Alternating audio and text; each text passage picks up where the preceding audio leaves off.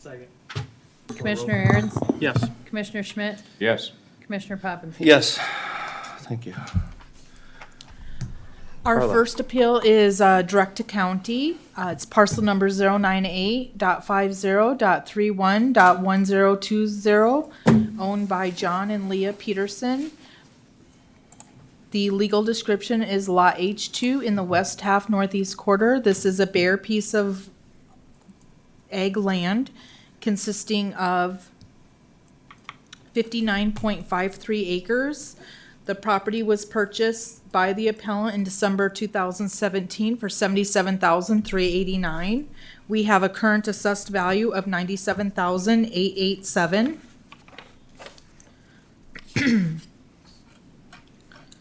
On page 3, we have the subject with side-by-side comparisons of comparable properties that have sold. They are also ag land properties. The subject property is currently being assessed at $1,644 per acre. Our cost comparables are showing a range between $2,380 an acre to $2,564. The market is indicating a market range between $3,595 an acre to $14,400. The subject is currently assessed as ag, as determined by and determine the valuation by the soil type. The landowner is requesting an adjustment for his agricultural land because a portion of that is considered marsh. The adjustment application time frame in the equalization office as set by South Dakota statute is September 1st. The appellant missed that September 1st deadline to have any consideration for an adjustment for the 23 assessment year. The recommendation by the assessor's office is no change to the value. With that, staff and I will stand by for questions. Any questions for staff? Is John or Leah Peterson here? On the phone? Are they on the phone? Do we have any RSVP from them? No. Okay, hearing that, is there any other questions? Otherwise, I'd ask for a motion. Motion to deny. Second. I have a motion and a second. Any questions, concerns? Otherwise, Sherry, please call the roll. Commissioner Aaron's, Yes. Commissioner Schmidt, Yes. Commissioner Poppins. Yes. Our next appeal is parcel number 100.49.20.E100. Property owner are Alan Daschel. This went to local board. Local board made no change. It is a single-family property sitting on 11.64 acres. It's a two-story home originally built in 1913 with a 2013 addition. It consists of 3,472 square feet. Our current assessment on this property is $603,861. The three comps with the side-by-side comparison of our subject property with the three comps is on page 5. Just a overview of the three comps. All three comps are showing a market price with the same showing a very comparable market price. The comps are with the same acreage size as the subject property. All are older homes that have been refurbished. None of the comps have outdoor features as our subject property, nor the complete rehab of our subject. They've had additions built on, but not the total rehab as our subject property. Our subject property is currently being assessed at $174 per square feet. The cost comparables are showing a cost range between $188 and $203 per square foot, so it's well below the cost range of our comparables. The market is indicating a market range between $173 and $272. So again, right at the lower end of our market range. The assessor is recommending no change as the property assessment is below cost and within the market range.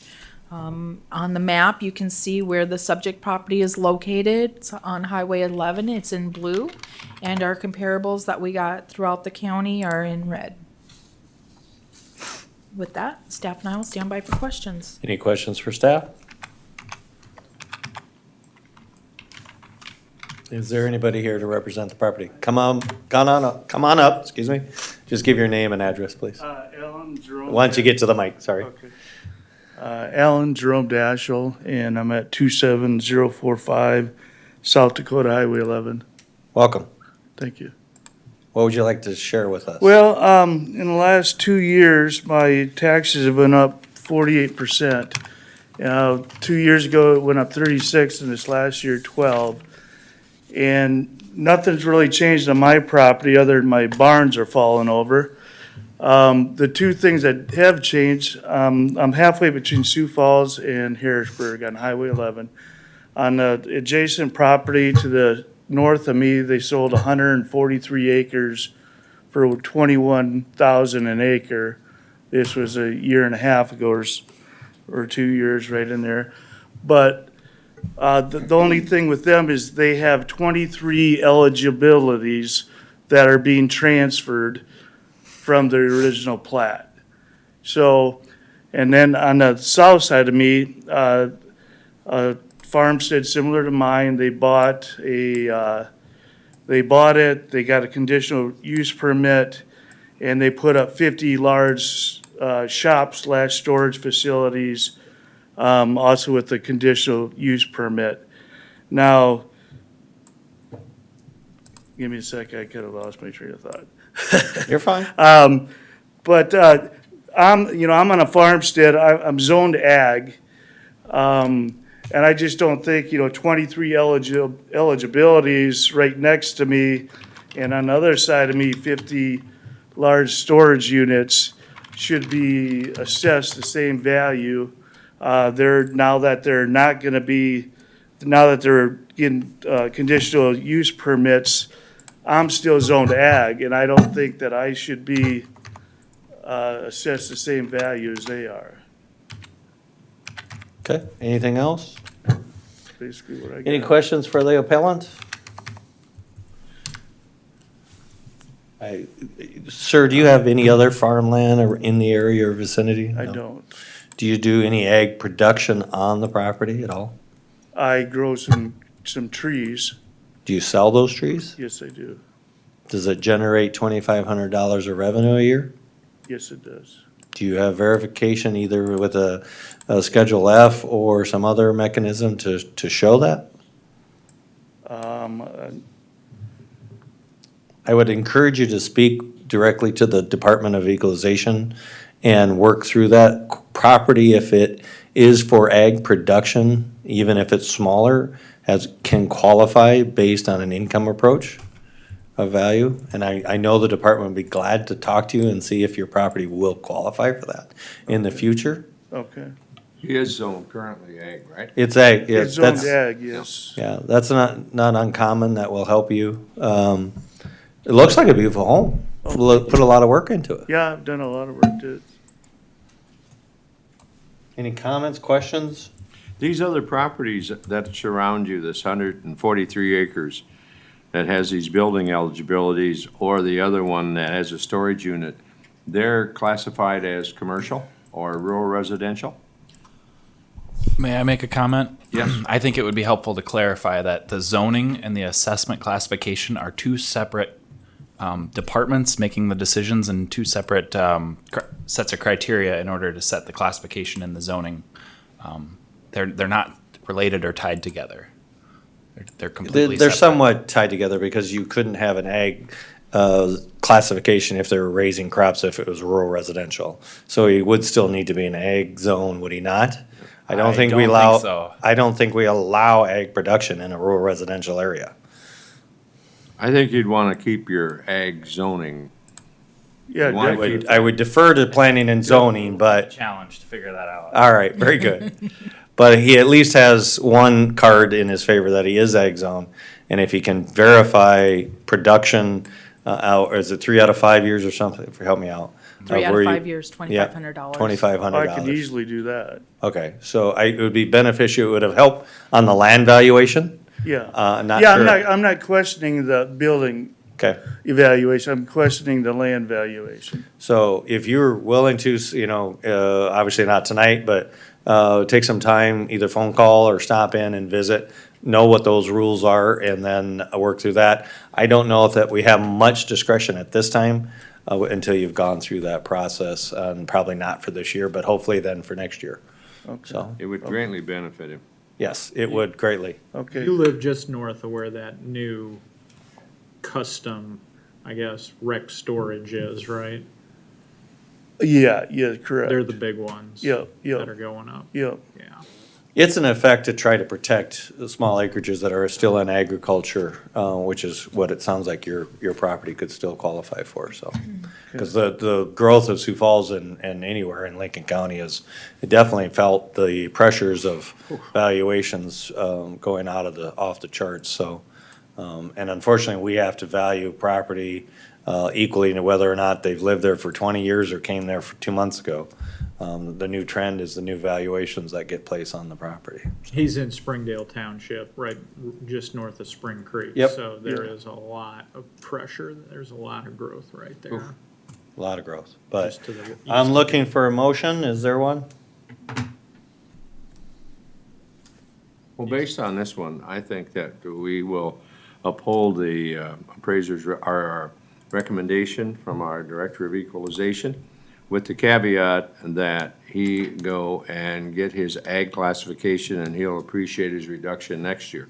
Yes.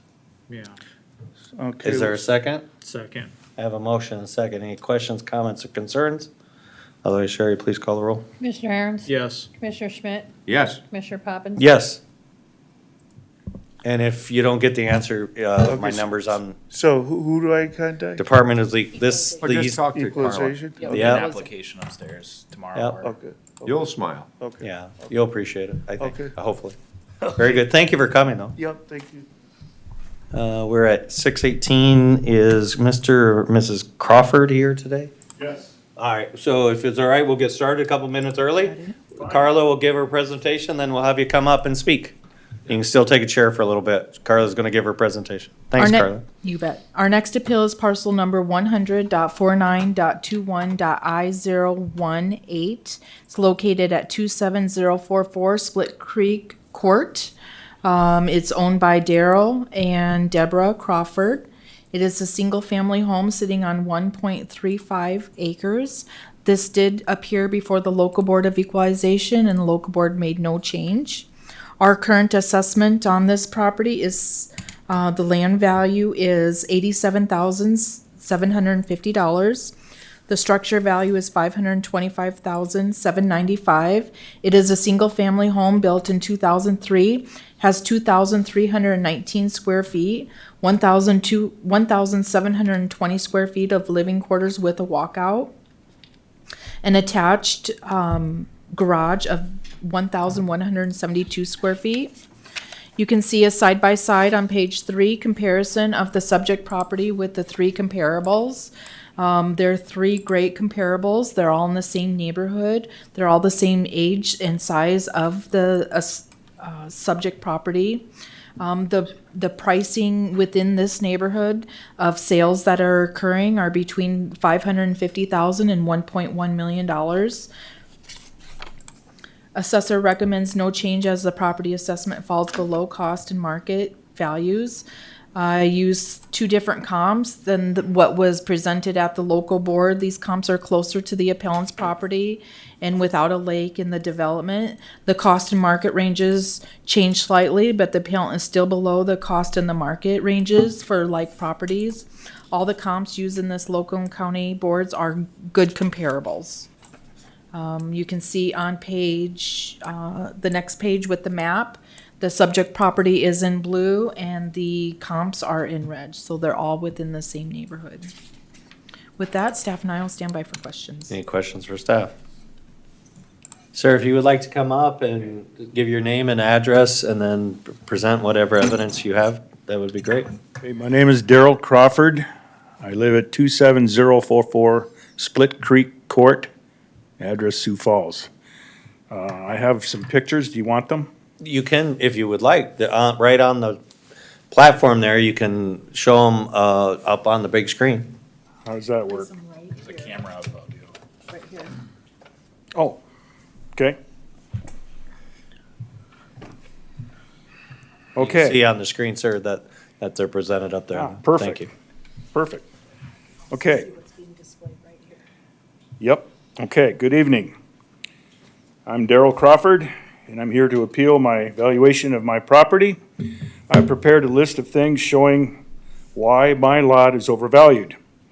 If you look at the first 9 pictures of 270th and Split Creek Court, you'll see that my road is all gravel. This is 270th, looking east from Highway 11, so I gotta turn on this road to get to my development.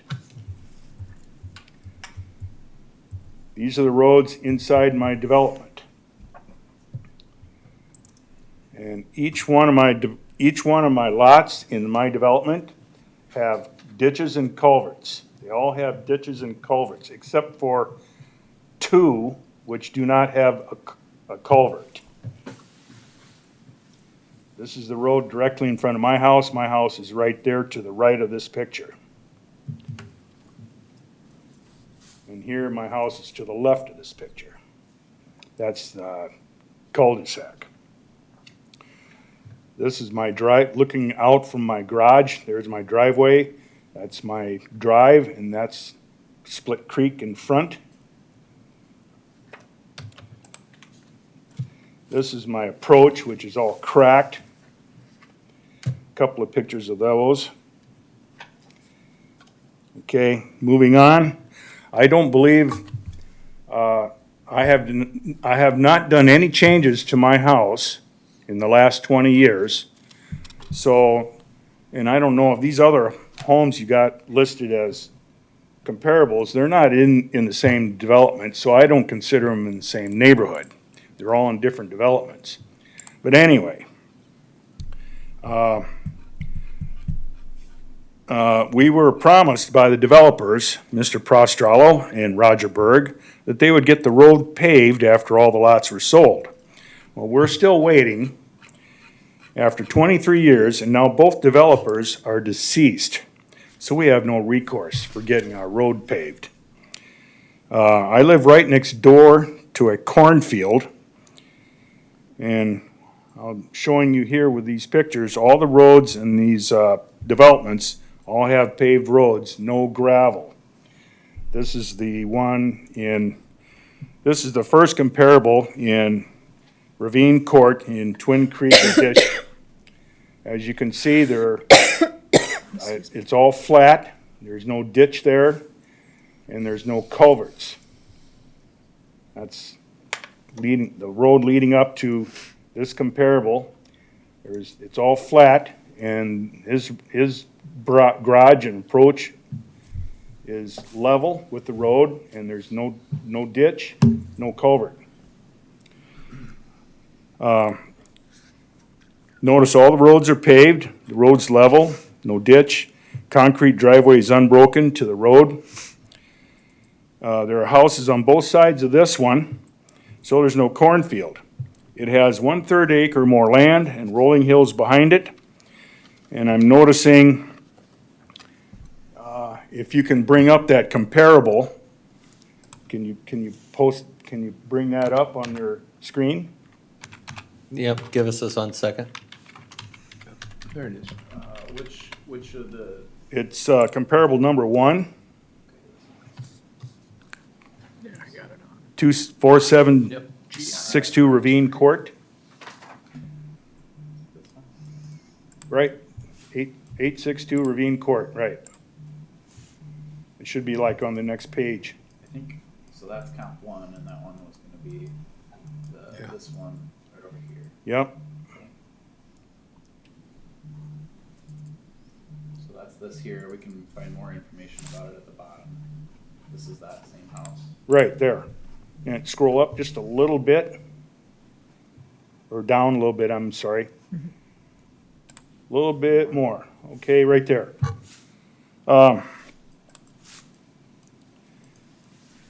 My valuation was more than his in 2019 and 2020. That's not showing it, maybe it's on the next page. Yeah, right here. There it is.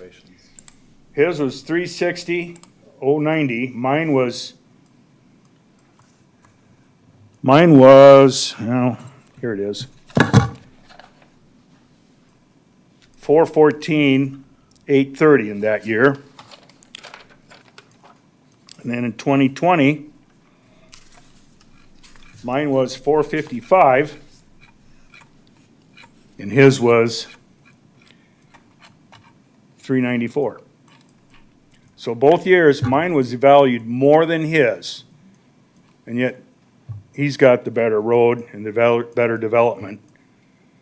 And so I feel mine is overvalued, or maybe his is undervalued.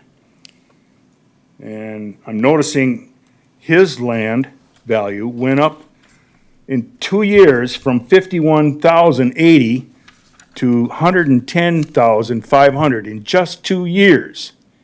Now, I'm finding that rather steep jump.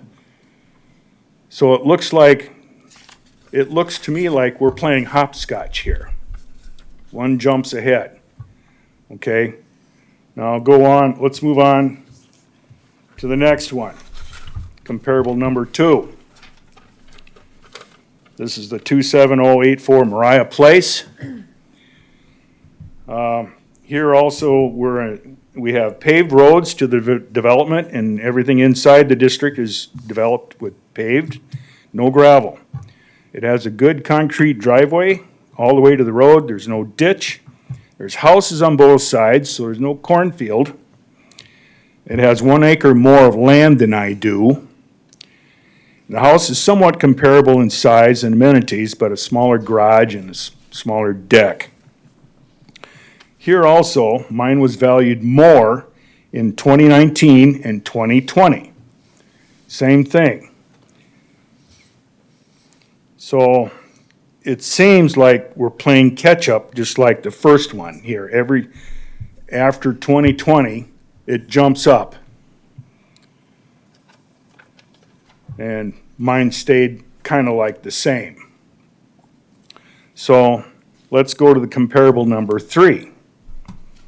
The 48041 Snowbird Circle.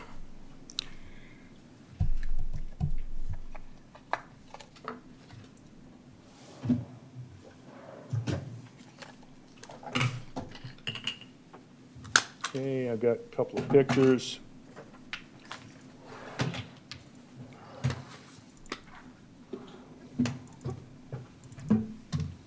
Okay, here, this is in Lincoln Lakes. All the roads are paved to the development and in it as well, so there's no gravel in there. The concrete is good all the way to the road, so there's no ditch here. It's all level. This is a nicer development than all the others, and this has a small lake in the backyard. The house is similar in size and amenities, and this one has geothermal heat, which mine is only air-to-air heat pump. If you go back to the comparable, there you go. And you'll see in 2019, the same thing has happened. Mine is higher than his, 405, but not in 2020. So since the same thing is happening to all 3 comparables, I feel that I got screwed in the years leading up to 2020, and I just didn't know it until now. Now, do you have a comparable number 5 listed? No, sir. No, you And don't? Do you have, just in closing your argument, one particular one that you feel is the best representation of, in comparison to yours, and how that is assessed for a lesser value than yours? Well,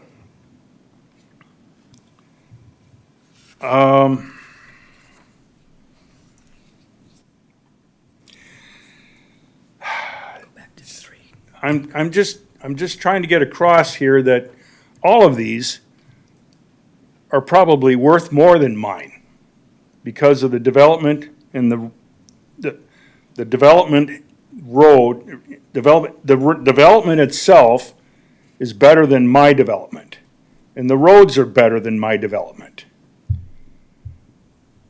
So I'm at a loss to see. It's like, I can kind of see what's going on here. We're playing hopscotch. Mine was valued less or more than in 2019. Now they're jumping ahead of me after 2020. Now I'm gonna have to try to play catch up, so you're gonna ding me with another 46% jump to try to catch up to them. See, and I don't think that's quite right.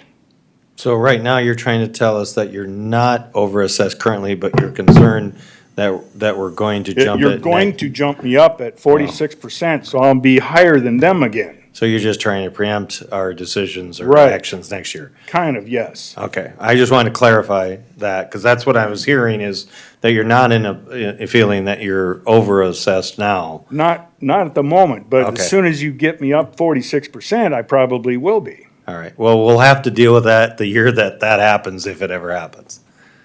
Board, is there any other questions? Do you have a road district, sir? Yes, we do, and we had some work done on it. I believe it was last year, and our taxes went up because of it. And to be honest, I couldn't see any improvement because of that. We had to spend $100,000, and I saw no improvement whatsoever, but my taxes jumped because of it. Mr. Chairman, I'm ready to make a All motion right, if you I'm gonna end entertain one. testimony. I accept a motion. Mr. Chairman, I make a motion to value the land at $87,750 and to value the house at $500,000 straight for a total of $587,750. You've heard the motion, is there a Second. second? We have a motion and a second. Any other questions, concerns? Otherwise, Sherry, please call the roll. Commissioner Aaron's? Yes. Commissioner Schmidt? Yes. Commissioner Poppins? Yes. So Thank you for coming. You heard the new numbers? 587,000 is the new number? Yes. 587,750. Yes. So can I still appeal that? Well, you can, You yes, there's a process to appeal that to higher a level than us. The department would be glad to share with all that information. I'll send out your letter here in the next couple days, and that information to appeal to OHE will be on it. Better yet, Okay? thank you for your time, sir. Thank you too, ma'am.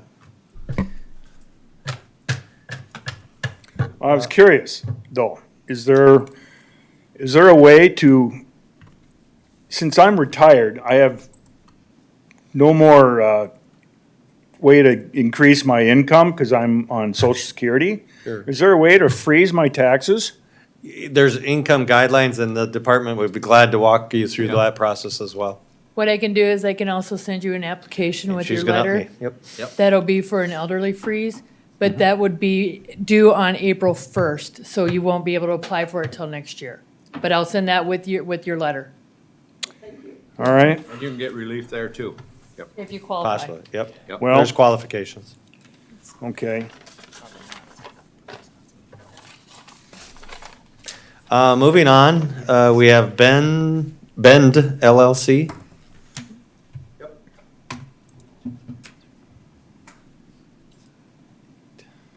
Is there 9 of them? And are they Yes. all similar? Yes. Can we kind of approach them all together in agreement? Awesome. yes. I appreciate that. Thank you. Carla, please lead us off. Our next appeal is parcel range between 281.75.01.001 through 281.75.02.003, all owned by Bend LLC. They're located at 5308 South Loop Place in Sioux Falls. They're bare land. They are currently being marketed at $3.50 per square foot. Our current assessment on them is $2.75 per square foot on all the lots. You can see on our page 2 of comparable sales that have taken place in and around the subject property. Our cost comparable range is between $3 and $3.50 per square foot. The market is indicating a market range between $3.25 and $7 per square foot. See where our comparable, the map, that's the listing that we verified, and we re-verified the listing still stands as of Friday when we looked before we put the information in the packet. The next page shows where the subject properties are located in comparison with the comparable properties.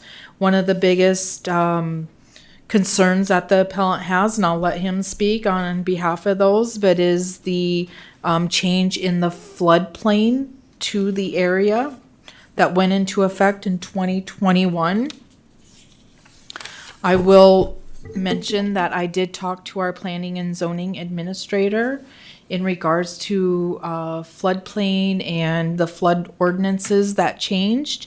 And a few indications that our floodplain administrator here at the county told me that with any subdivision, a development plan needs to be put in place to meet the flood ordinance. If the flood ordinance is changed, a revised development plan is needed to meet the new standard. So the conclusion is, in my opinion, it's the owner's responsibility to adhere to the development plan, and that should not affect the valuation. Therefore, the assessor's office is recommending no change to the current valuations. Any questions for staff? Not at this time. Would you like to come up and share with us your name and address and then help us understand your point of view? All right, appreciate your time. My name is Chad O'Donnell, representing the Bend property group there. So I live in Sioux Falls. We're appealing the assessment based, as she has stated, on the flood zone rating. So very simply, we've had, she's correct in that the property is currently listed at $3.50 a square foot, and it has been.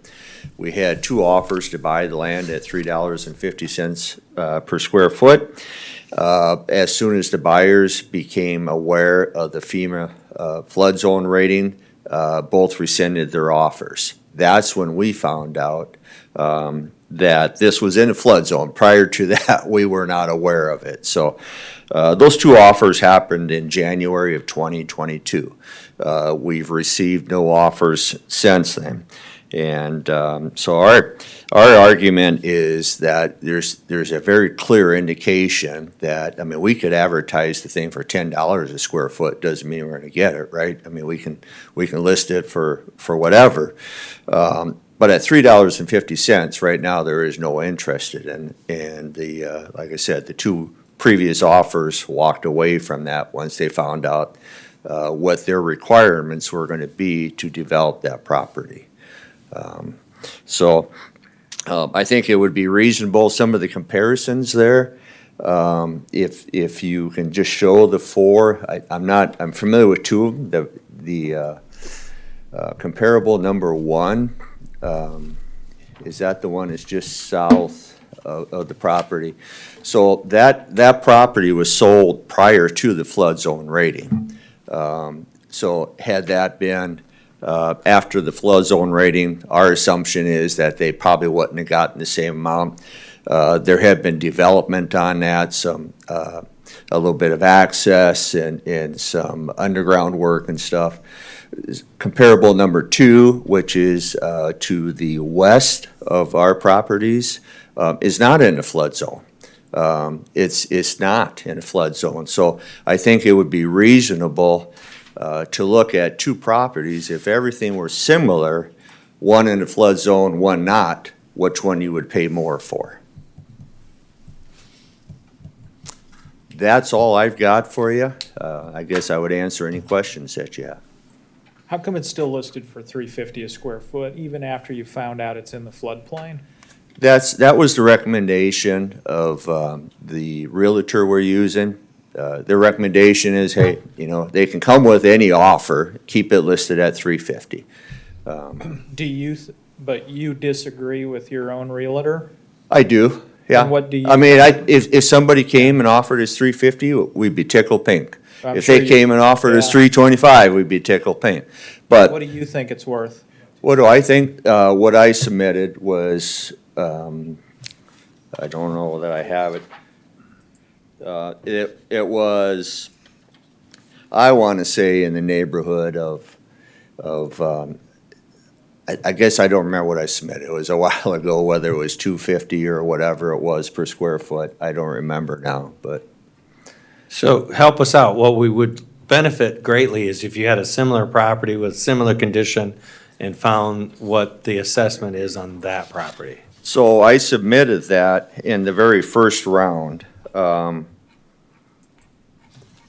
he's finding $1.75 that per square foot. information, is comp number one in the floodplain? Do we have that in the? There's really only one lot that's major affected. So when you look at that, there's portions of 5 lots, but it would be sold and developed as one property. We're not looking to sell individual lots or anything, so. The requested amount on the PT 17 was $1.75 per square foot. $1.75. And can you go back to the comp screen?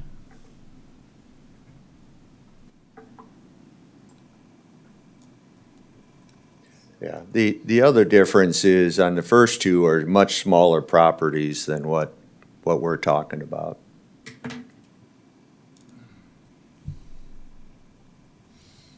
I'm not familiar with the other two comps, but Mr. Chairman, I'm ready to make, I'll accept but the I don't motion. know. And are you acting on this one? Well, it's gonna be the same for all of them, All right. but, he can make his argument if he wants, but, I move to value the land at $3.15 per square foot. We're at We're at 275. We're at, At 275 right now from the assessor. Yeah. okay, I was trying to get a value there. Well, I'm gonna make a motion then to just value at 275.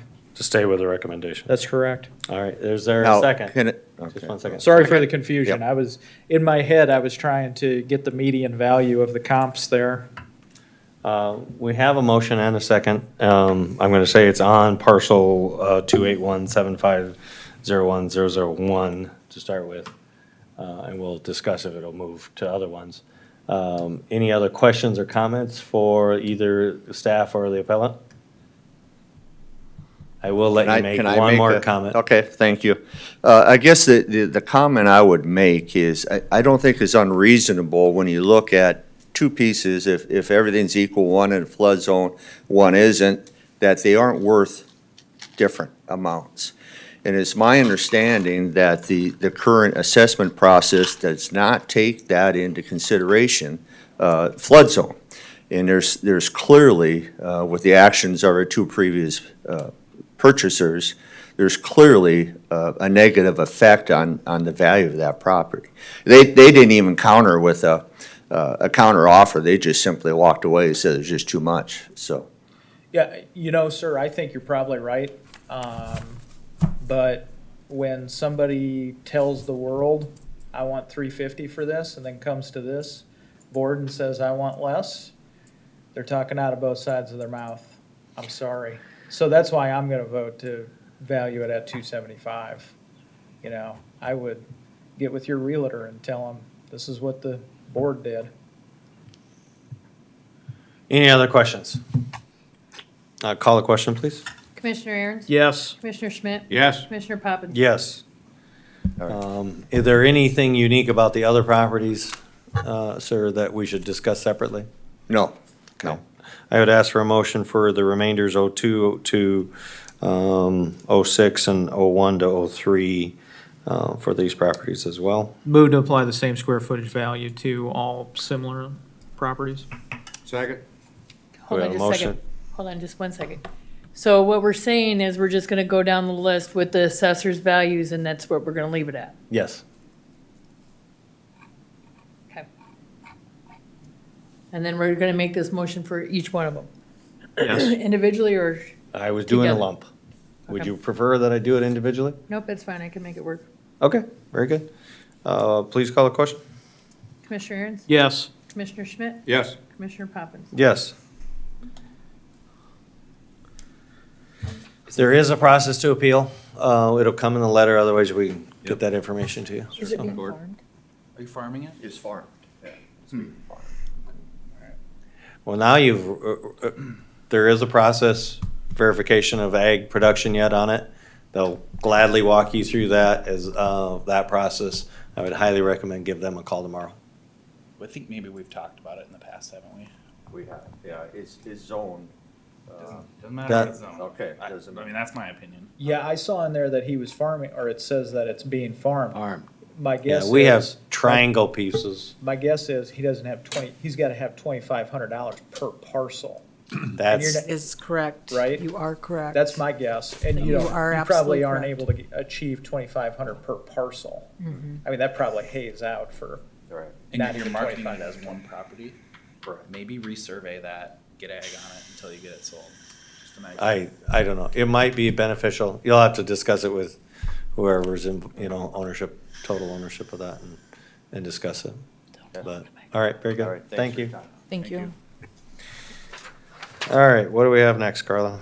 We have, Norland. Theodore and Molly. Will they be on the phone? they will be on the phone. This was. We have them on the phone. Can you hear us? Yes, All right, well, Carla will start us off, and then we'll ask you to give your name and address for the record, and we'll let you present at that time. So Carla, please lead us off. Our next appellant is parcel number 096.51.27.B100. It is a piece of property that consists of 20.75 acres. It's tract 1 in the northeast quarter in section 27, township 96, range 51. The assessment notice went out at $235,750. This appeal did go to the local board, and the local board did not hear the appeal or did not recognize the assessment recommendation. This property does qualify for agricultural classification. They submitted an application to the assessor's office, and our recommendation to the local board was to classify it as agricultural and value it accordingly, and the local board did not act on our recommendation. So this is so the county board can give the blessing for our recommendation on this property. We are recommending to classify it as agricultural on the land with a new valuation of $88,375. The structure value would remain the same and be assessed at $129,094. The agricultural buildings would stay valued at $21,507, but then a $10,000 ag exemption would be applied. I did contact the appellant and let him know that this would be heard at county board since the local board did not act on his appeal. who was the local board? Brooklyn Township. Brooklyn Township. What, do you know why they didn't act on it? I think we'll get into that later. Thank you for being patient. Do we have Theodore, or who do we have? yep. Would you mind giving your full name and address? Theodore Allen Norling, 29533 468th Avenue, Beersford, South Dakota, 57004. So Carla and they have presented a new numbers. Have you seen and reviewed those new numbers? I have. Would you by chance be in agreement with those new numbers? I am. I just heard her say 20.75 acres. Is that just the ag stuff? It's supposed to be 30.75. Yes, it's She's misspoke. 30.75. She's not in her head. 30 Okay. point. yes. 30.75. Okay. Any other comments? No. So if, for the record, would you simply state that you're in agreement with the new assessor's recommendation? I am. I'm in agreement. Mr. Thank- Chairman, move to approve assessor's recommendation. The new we have a recommendation, or a motion for the, is there any questions yet? Okay. Sherry, please call the roll. Commissioner Aaron's? Yes. Commissioner Schmidt? Yes. Commissioner Poppins? Yes, thank you very much, Theodore. And if you have any other questions, just get a hold of the office tomorrow. Okay, thank you. Have a great night. Thank you for participating. Yep, bye. We're at the 6:50. Okay. And they're going to be on the phone. Do we have them on the phone?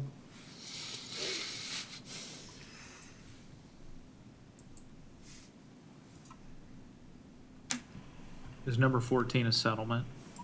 We have them on the phone. Can you hear us?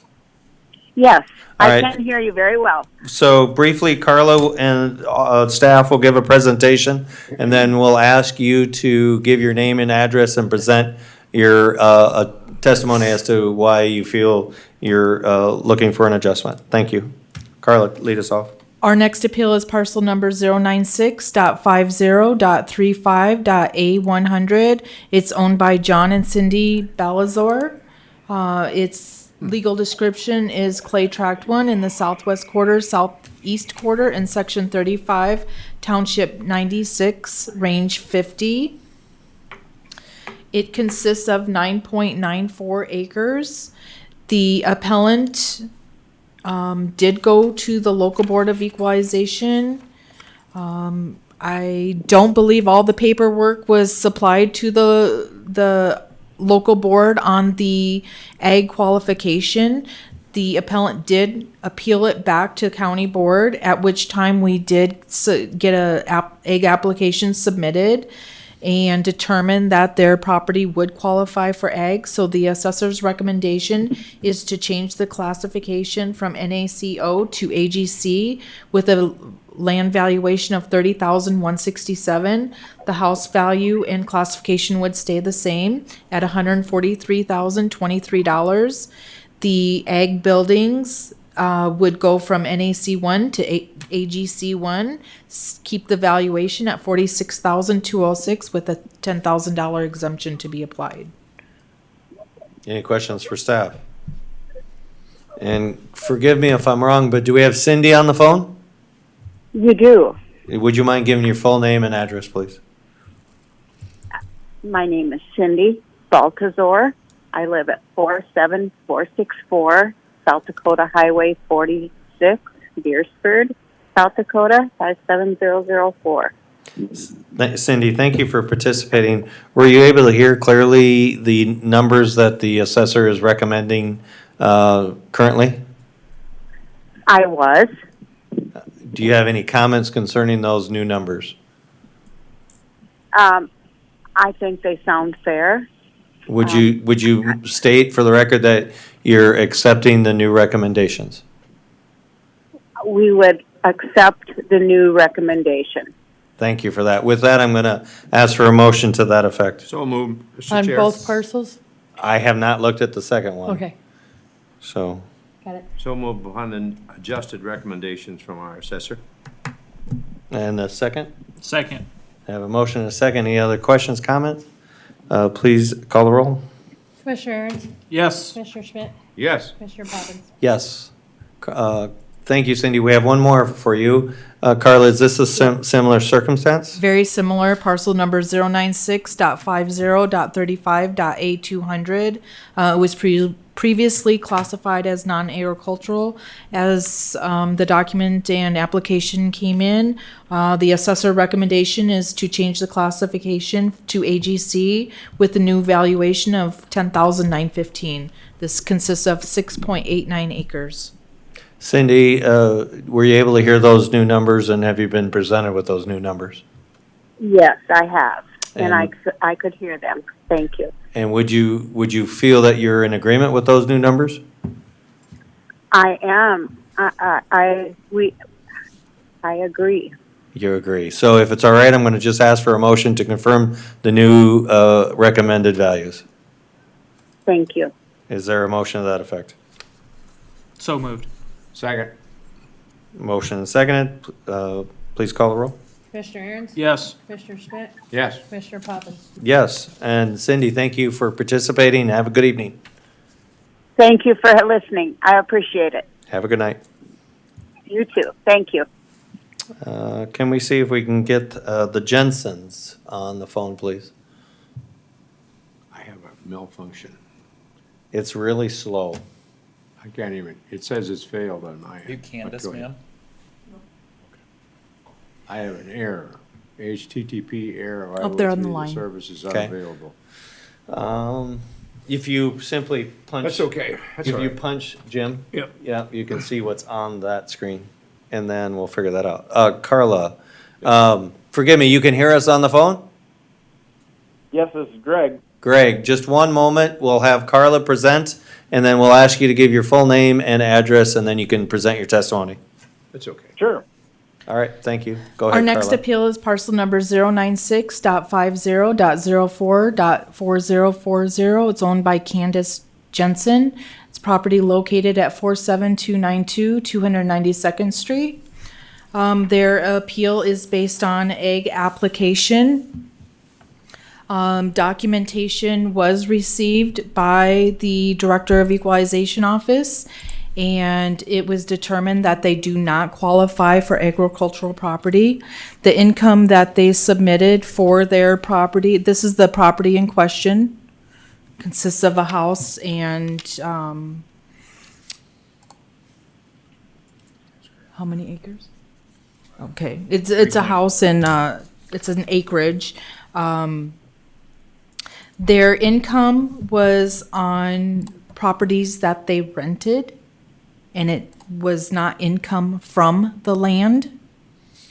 And that's what made it not qualify for agricultural property, agricultural classification. Any questions for staff?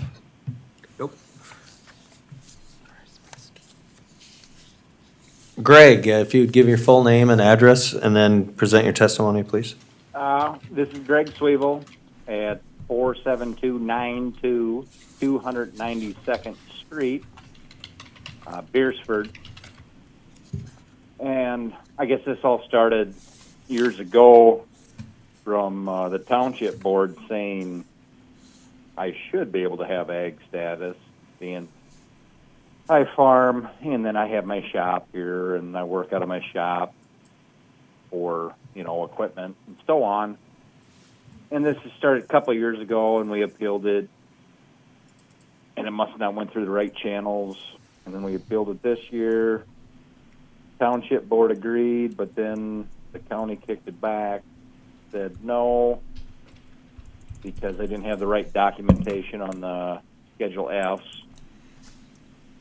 And I think I showed that to Nell one day up there. And then I went to, downstairs, that office. And then now they kicked it to you guys. So, I'm just saying, being as I have a shop here, an office here, and more or less this is kind of like my home base for farming, they're saying I should be able to have ag status on it. Okay, anything further? No, I guess that's all I got for you. Is there any questions for the appellant or staff? I do have one myself. Yes. The secondary structure on here, what is that? Identified as in our records?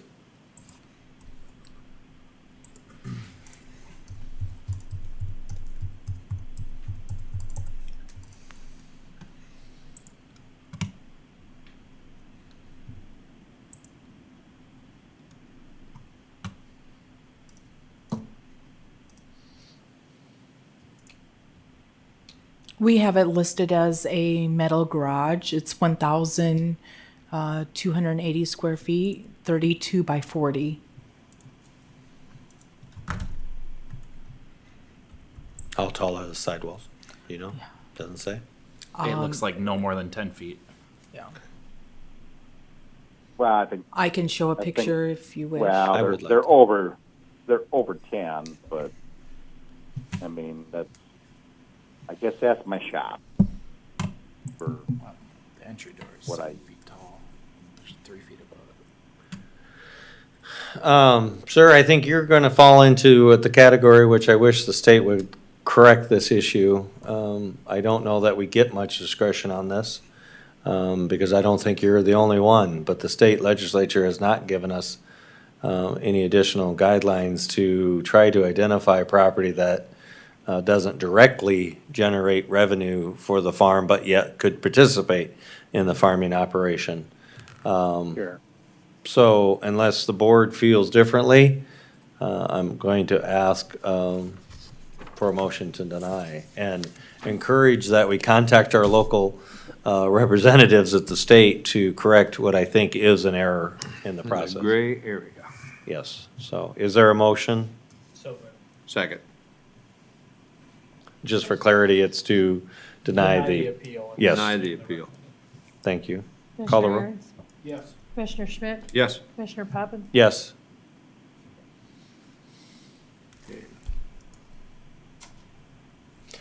If you have any other questions or appeal process, it'll be in a letter that you'll receive, or you can contact either myself or the Department of Equalization to answer any further questions. I want to thank you for participating, and if you do have a coffee with a legislature, I would like to participate, because I do think they need to correct this issue. Could I ask you one question? Yeah, absolutely. I mean, is there even a point to like build a larger shop? Because No, what's I'm the not point of legal building a counsel. larger shop here to even work on my stuff if it's not going to be beneficial.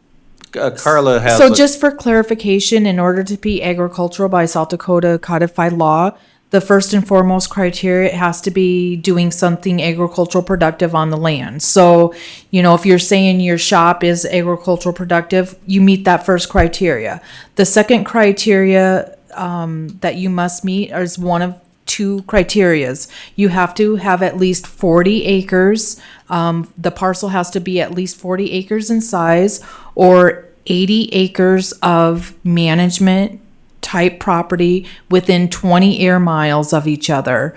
You either have to meet the size requirement as by codified law, or the other requirement is $2,500 of agricultural income 3 of the last 5 years from the land you're applying for agricultural status. So Yeah, I you understand that. Okay. But I do meet 2 of them, because the first one is my shop and my office, and the third being $2,500 generated from working out of that shop. I understand I don't have the land. You generate how much out of your shop, sir? $2,500, that ain't too hard to do. I mean, But is it do you, for your ag purposes, I struggle to see how that's going to qualify. If you run an independent shop, I don't think, and again, that will qualify. Do you own you do not own any other 80 acres anywhere close no, to? I know, I'm not even close to the Okay. ag or the acreage, but I would say the other two, the other two qualifications. Sir, do you do this shop work, do you do that commercially? No, that's for myself, for my farm. How do you determine if you do $2,500 on your farm? Do you charge yourself a set rate to come up with this sum, or what? Is $2,500 that hard to come up with? But that would- You take something to the shop in town and they fix on it for 10 hours, shop rate, $250. That's Unfortunately, $2,500. if I could interrupt, it fortunately has to come directly from the land, not from a building on the land. It has to come from the land. You would have to hay it, graze it, row crop it, something like that. If you had a pasture and raised cattle on it, that would qualify. But having a structure on it, that you do work in does not meet the current qualifications. And I do believe, again, that our state legislature should address this, because I can think of a property last year where the acreage itself was just plotted off from his family, and we weren't even able to give that property credit, even though it was additional family land that it had gotten, and he's farming the family land, but he wasn't able to get ag classification on that acreage. So I do believe that there's a flaw in the system. Unfortunately, we don't set the system, we only interpret it and act on it. So by the guidelines that the state has given us, this does not qualify. Not to say I don't think the intent is to discriminate against you on this one, but the way they have written the rules, it does. So with that, if you have further questions, I will have to ask you to call back tomorrow. I want to thank you, though, for your time. Thank you. Yep, thank you. Thank you. Where are we at, Carla? We are at 7:10. Is there a Laura or Lori? Okay, so Carla will give a little presentation. If you're okay to it, we'll get started a little bit early. Is Our that all next, right? Okay, perfect. Carla, go ahead. our next appeal is parcel number 097.49.01.2025. It's owned by Lori Wiebe. It is legally described as the west half, northwest quarter, excluding Wiebe addition, and the north 707.15 feet of the west 610.40 feet. Section 1, Township 97, Range 49. It consists of 30.14 acres. The assessment notice went out as non-agricultural with a valuation of $150,700. We have spoken with the appellant. There's been no application for ag status. The appellant states on the appeal form itself that they only meet the 2 years of income needed. So they've only met 2 out of the last 5 years. The assessor recommendation is no change to the classification, leaving it as non-agricultural. Very good. Any questions for staff? Would you mind coming up, giving your full name and address, and then share with us what you would like for us to know? Lori Wiebe, 619 South Pleasant Street, Canton, South Dakota. Welcome. Is that good? Yeah. Okay. So I hear I didn't do something, but I did meet with the board last year, and they gave me an assessed value of $150,700, it looks like on the screen here. And I don't know what you want me to do here tonight. If what I'm here for is to ask for consideration of agricultural status. I was told $2,500 per year to get that to qualify for not being 40 acres. And I don't know if I'm here. I mean, I know why I'm here. That's why I'm here, but I don't know if I need to talk about the value of the land at all.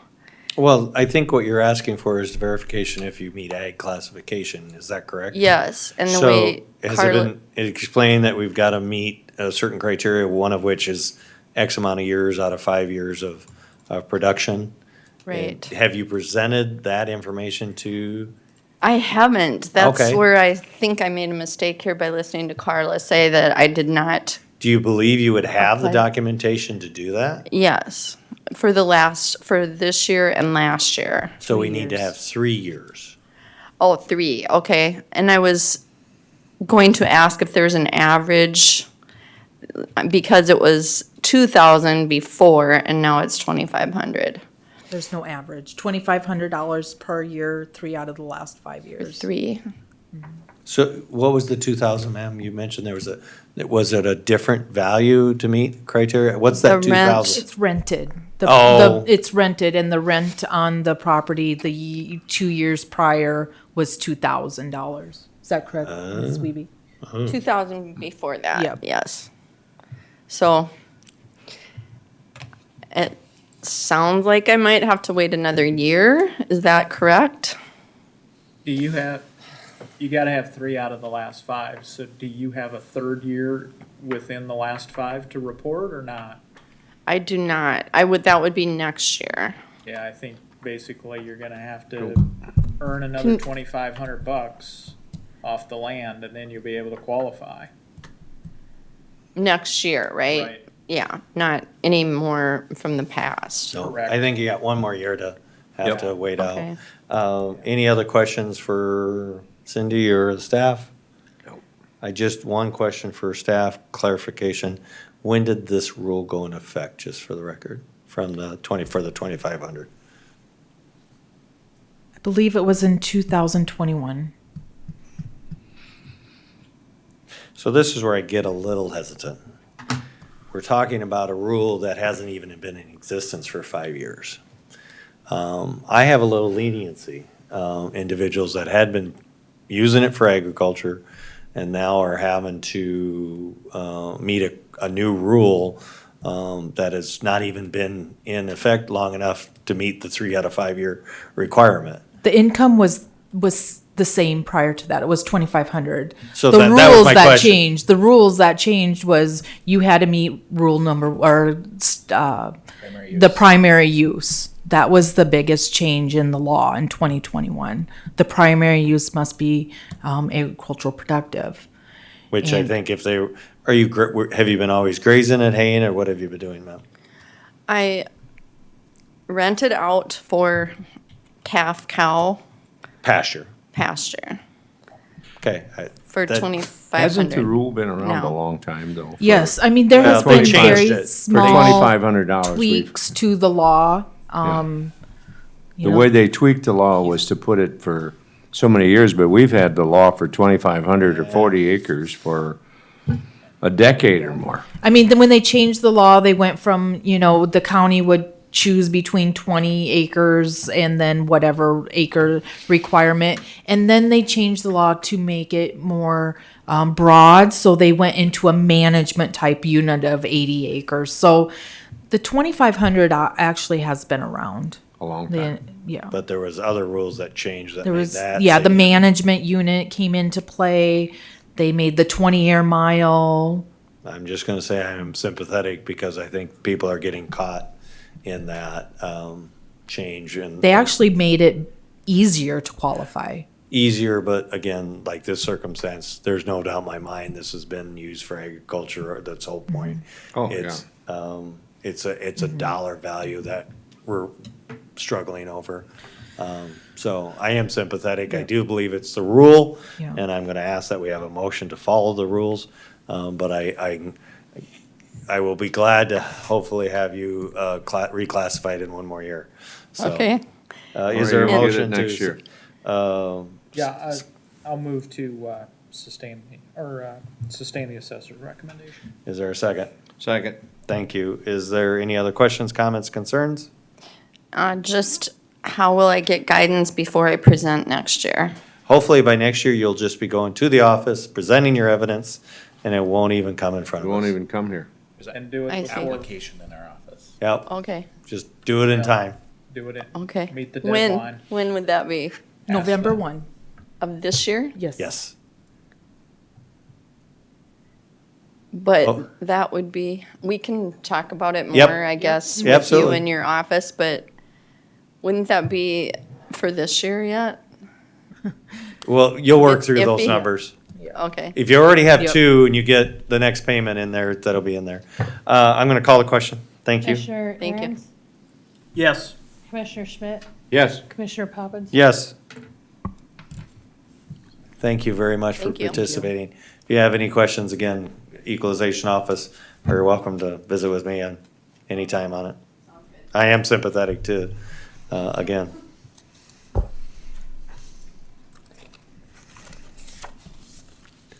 Are you Kathy by chance? Would you mind if we got started a little bit early? Awesome. Oh, we're gonna take a couple, 1 minute. 1 minute recess. Okay. Number 281.35.04.008. It's located at 2509 East Winston Circle in Sioux Falls. It's owned by Kathy Reeve. It is a single-family home, split-level home, built in 2006. It has 1,341 square feet. 748 square feet is lower level with a walkout. The current assessment on the property is the land is being assessed at $48,618. The structure is being valued at $291,478. The local board did hear this appeal in Sioux Falls, and they made no change. On page 3, you can see where the subject property is being shown in comparison with the 3 comparables. The 3 comparables are great comparables. They're in the same location as the subject property. A couple of the concerns for with the property owner in regards to her property is the 57th Street influence and a split level home. I do show sales in the general vicinity, just in Bradfield Park. Split level homes are selling for $360,000, and those are the most recent sales. We do have a 57th Street property that sold where their property is right on 57th Street, sold for $382,000. We continually track our 57th Street properties, Western Avenue, Louise, to make sure that some of those high traffic roads aren't an influence on sales. The assessor recommends no change as the property assessment falls below cost and market values. We actually walked through the home in April of 2019, noticing the finish and condition are and all the extras. So we did do an interior inspection. You can see where the map shows where the subject properties and the location of our comparables are all in the same general area as our subject property. With that, the assessor's office is recommending no change, and we'll stand by for any questions. Is there any questions for staff? If you wouldn't mind coming up to the microphone, giving your full name and address, and then presenting your testimony, that would be appreciated. Thank you. Thank you. Kathleen Reeve, and I live at 2509 East Winston Circle, Sioux Falls, South Dakota. Welcome. Thank you. I feel my property is assessed at greater than market value. The comparisons used were unequal in age, size, and type of building structure. There aren't any real similar properties in the immediate neighborhood, and the realtors I spoke with insisted that comparisons need to be of similar age, style, and type of floor plan. At my local board hearing, the Lincoln County rep agreed that they did not have a similar comparison to my property. Each comparison used in my case was built 5 to 15 years later than mine. They were not multi-level homes. The comparisons were ranch-style properties, which are the largest selling floor plan in the U.S. and is the style that buyers are making offers on. Mine was also compared to 4-bedroom homes, while mine is a 3-bedroom home, 2 of which are only 10 by 10 and 10 by 9 foot in size, not very user-friendly as bedrooms, actually 2 small office den-like spaces. My home also has no bath or bedroom on the main level. A bath or bedroom is accessible only via stairs, which also drops the market value and limits the pool of buyers, as there is no way to make this house accessible. The homes used for comparison also either have full or a large amount of brick or stone in the face. My property has a small amount of brick next to the garage doors, but nothing on the face of the house. Comparisons need to be of similar square foot, style, and year age range. My realtor could only find one similar property in a very nearby neighborhood that has sold in the last year. It was built in 2005, and mine was built in 2006, less than a year difference in age. That house is slightly larger than mine with 2,020 square foot, while mine only has 1,967 finished. That property is at 5505 South Tyranny, and it's on a cul-de-sac, again similar to mine. That comparable property sold for $294,000, and in 2022 was being taxed for $2,800, while my property was being taxed for $4,832, close to only half of mine. I don't feel my market value assessment should be $46,096 over this similar property. I would like to ask that my assessment be set at the market value range of $285,000 to $295,000, at most just slightly over the proven market value of a very similar property, which sold at the highest rates properties have been going for in many years in the market the last couple of years. Thank you. Thank you. Any questions For the appellant? Ma'am, I just see a note here in the file. It says, this is a staff note, but I'll direct it to you too. It says fourth level is unfinished. Do you Yes. have some unfinished space in your Yeah, home? yeah, a fourth of the house is underground, unfinished. Is that the basement then, or Yeah, it would be considered Like a basement, I suppose. There's no electrical, no walls, no ceiling, nothing. is it a walkout or true The basement? third level, it walks out, Walks out? yeah, Okay. but the All fourth right. level not finished. So no drywall, no studs? No, It's just nothing. down to the concrete? It's just foot- concrete, Yeah. yep, and studs. Um, Actually, no studs on it either, just the walls. you ever had any water damage in it or anything? No, we never have. Okay, and the roof, condition of the roof, any hail Condition of the roof damage? is good. Okay, We had to put a new roof on a few years ago. okay. Kathy, I read in your notes here that you would say I could possibly market in the range. Would you sell your house for $275,000? I would try to market it at 3, not sure what I would get. Okay. Kathy, you referenced one property that your real estate agent had said. When did that one sell? That one sold in the last year. She didn't give me the exact date. Okay. Or I didn't write it And- down. Did we catch the address? If you don't mind, I would like you to put it up on the screen, please. 5505 South Tyranny. That is a multi-level. It's on a cul-de-sac, built the same age. Okay, well, we're gonna Oh, she compare. told me that was a larger, that it was 2,020 That's why we're square gonna foot. look it up, ma'am, and we'll see how they Awesome. compare. So what was,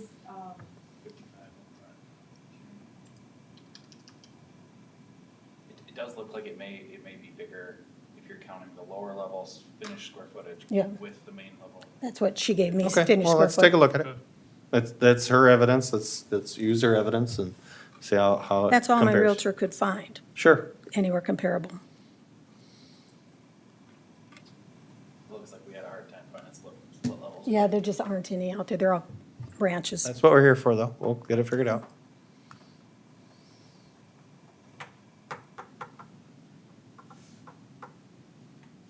what was the address?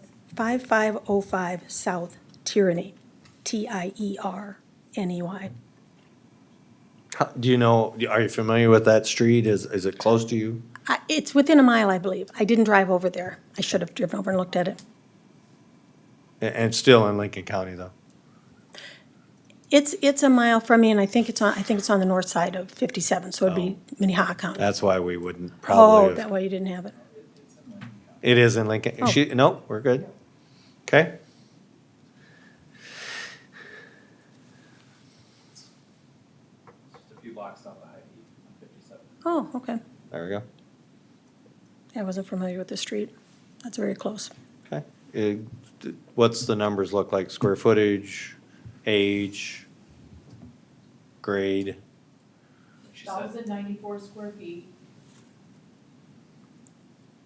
3-bedroom, 954 square feet in the lower level, 2-bathroom.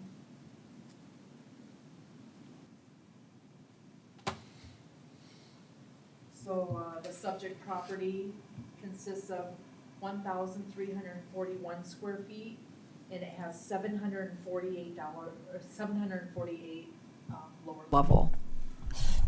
it, 3 full baths. So we used one-story style homes as our comparables. The property that we're looking at now is a split foyer and not a split level. So again, it's another different style. Yours is a split level, ma'am. Split level, You yes. actually walk in a level. Walk into So a again, level. still not quite the same. Not exactly, but And much I closer than a noticed that ranch. we're definitely one bathroom short, some square footage short, No, there's more square footage finished. more square footage finish. Yeah. Yes? Total finished, yeah. Because the Total basement's completely finished. Okay. Hers has a walkout, the Hers has a walkout. One hers of has a them. walkout, the comparable does not. I did find a split level in Bradfield Park, which is the neighboring just to the west, sold for $360,000. Yeah, I'm just trying to work off her Yeah. evidence and try to see if it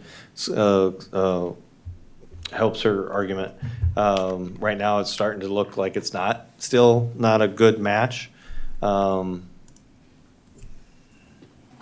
So closest in age, too. These other houses are all just built 5 years ago. They're new. Carla, how do the two neighborhoods in general compare in would you say they're equal, or is one neighborhood higher quality than the other neighborhood, or higher value than another neighborhood? Tierney versus, is this Lincoln Island? Oxford? That's a tough question. Nothing stands out to you, though. So I mean, they're all relatively Okay. close, So to it's- be honest. So we're not gonna, there's no consideration there. Gentlemen, is there anything that's been presented by her testimony that would lean to fall away from or change the assessor's recommendation? Yeah, I mean, here's just thinking out loud. Yeah, What I'm hearing, ma'am, is you said you would mark it at 300, and the assessor's office is saying 340. And what I'm also hearing from both sides is the comps are not only imprecise, but a little difficult to match up on both sides. Both sides are having a little bit of a difference. So I think you've got some points. I think the assessor's office has got some points. So I'm probably going to split the difference there, because I don't think you got a 100% case. I don't think they got a 100% case. But I think there's some issues, especially with some unfinished space in your basement and stuff like that. I know how much finished basements cost. They're outrageous. Trust me. So I'm going to make a motion. I'm going to value the land at $48,618. And I'm going to value the house at 250,000 for a total of 298,618. there's a motion. Is there a second? I think that's too low. Given for the market that. I'm gonna say that motion I just failed. want Is to- there alternative motion? Substitute motion would be to value the land at 48,619 and lower the price of the house down to 271,479, which would bring the total back to about $320,000. I'll second the motion. All right, we have a motion and a second. Just for clarity, Commissioner, could you repeat the? Well, the we leave numbers? the land at 48,618. We lower the price on the property at 271,478. 478. Thank you. You've heard the motion. Any other discussion? Hearing none. Please call the roll. Commissioner Aaron's, Yes. Commissioner Schmidt, Yes. Commissioner Poppins. Yes, some adjustment. Thank you. Maybe next year we'll have better numbers or Okay. better comps. Very good. Thank Okay, you. Thank you.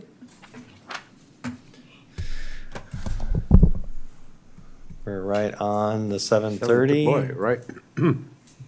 Yep. Do we have anybody for Sabres, either on the phone? We have them on the phone. Can you hear us?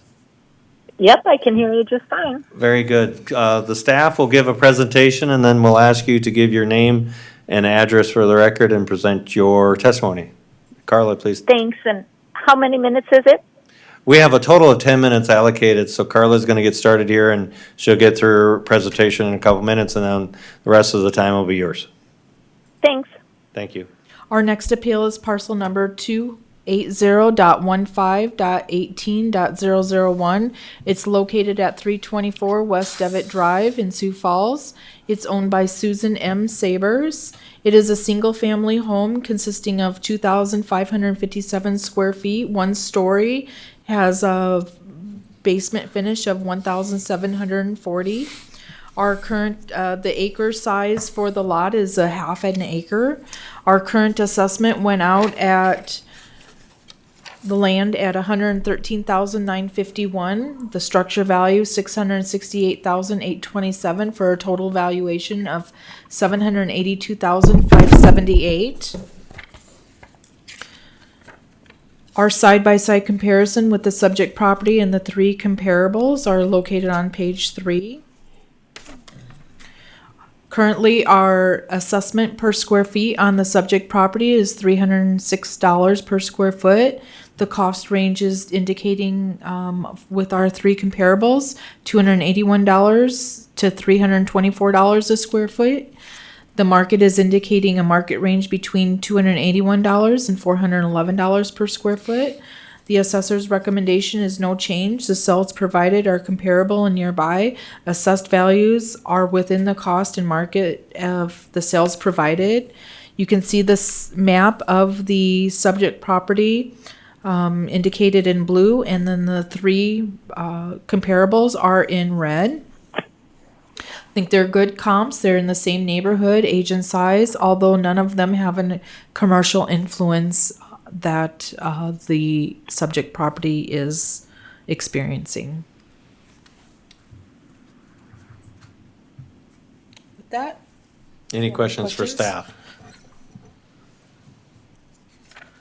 I will turn it over to you. Again, your name and address for the record, please. Yep, Susan Michelle Sabers. I live at 324 West Devitt Drive. I trust the board has my letter of appeal and the photographs I forwarded. Yes, we do. Great, thank you. Miss Goosen is good at her job. Her office is good at her job. One of her staff mates came out and looked at the house. I appreciate how the entire thing has been handled, and I want to say that all up front. They've been wonderful and professional to work with. At the end of her presentation, she just said that that my house has a commercial influence that the others don't, and that's really why I'm on the phone with you folks right now, and thank you for letting me appear on the phone. To say that the house has a commercial influence, I think, is a drastic understatement. I have a Sanford Clinic as my immediate neighbor, and as a result of that, I have their BMP pond that actually abuts my lot. It floods, it's messy, it's gross, it's terrible to look at. But if I'm not looking at the pond, my northerly view is of their parking lot and their building. One of the first pictures I forwarded is a picture of my proximity to 69th in Minnesota. The homes that were used as comparables, you know, maybe they're similar age, maybe they're similar builds. I've been inside a couple of them, and they're much nicer finishes. But none of those homes are anywhere near situated as close to 69th in Minnesota as I am. That literally is my view for about 70% of my home. I have a urology clinic next to the Sanford Clinic, and I have a big law office next to that. So if you're in my backyard, you can take your pick. You can look at the Sanford Clinic or the swamp, or you can look at the urology clinic. And if you're in my front yard, pretty much you're limited to the Sanford parking lot and 69th in Minnesota. It's a hugely trafficked intersection, very busy. I understand my address is technically on West Devitt, but, you know, I'm 15 feet off of Minnesota Avenue. It's a hugely busy intersection. I have very ugly commercial neighbors. I think to say that I am similarly situated to any of those comparable properties is just not accurate, and that's really why I'm here. My finishes, so I built this house with my ex-husband, and we had a lot less money at the time than many of my neighbors. So we intentionally built on the lot that was next to the Sanford Clinic. That wasn't a surprise.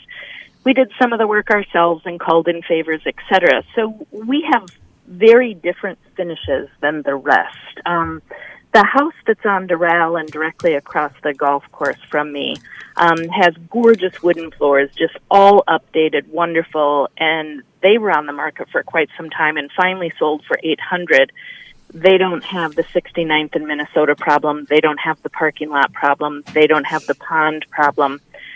My finishes in my house, and I put it in my letter, I mean, I don't have lots of things you would expect, like simple things like lights in closets or a passenger door for entrance into the garage. I have a big house. I'm not pretending I don't. It's nice and wide open, and I absolutely love my house to death. I would love it 100% more if it were somewhere else. So a lot of the tile and woodwork finishes that the other houses and the neighbors in the neighborhood have. I don't. Many of the houses in my neighborhood have 2 ponds that they're looking at. I look at 69th in Minnesota. So I just think that the comparables that were used on paper, if you look at size or year built, those types of things, you can make a decent argument. But in reality, my house is just very, very different than those houses because of where I am. My ex-husband, when we bought the lot, said, well, you live on the inside of your home, not the outside of your home, and he didn't think the lot was a big deal. But I'm the one that someday in the future is going to try to sell the darn thing, and I can promise you that the lot will be a big deal. So that's my position. I'd certainly answer any questions if you had any. I just don't think it's okay to say it has a commercial influence. It has a commercial drastic influence at a minimum. Thank you, ma'am. Any questions for the appellant?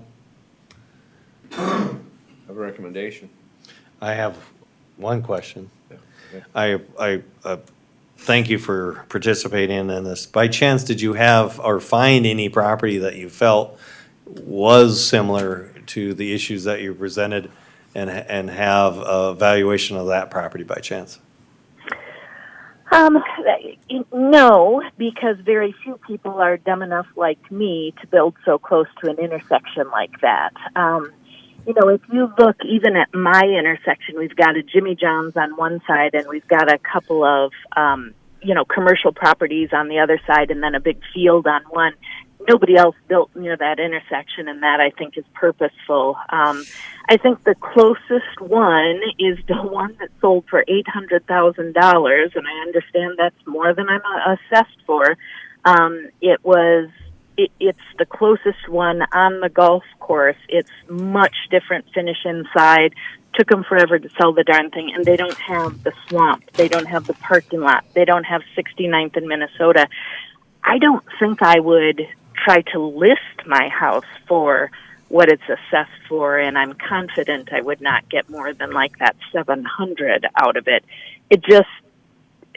I've been in all of my neighbors' homes. My house is nothing like any of them. So, no, I did not find a house that was built so close to a terrible intersection dumbly. I'll take pride in the fact that I'm the only dumb one that did that. I also looked for comparables with neighboring commercial influence. I was not able to find anything. This is my neighborhood. Yep. I know Miss Saber's house very well. I used to office at 69th in Minnesota. In fact, I had a walkout office. I know exactly the kind of slough that she's talking about in her backyard. Mm-hmm. And I know the influence that Sanford has there. I think probably the assessor's office is a little on the high side. I think Miss Sabers is probably a little on the low side. So my motion is going to be the following. I move to value the land at $113,951, and I value the house structure at $615,000. Again, I'm very familiar with this property. I live across the street, 5 blocks down the street, and my current office is 2 blocks away from this. I drive past it every day. So I think I've got some familiarity with the neighborhood here. You've heard the motion. I drive by it every day, so.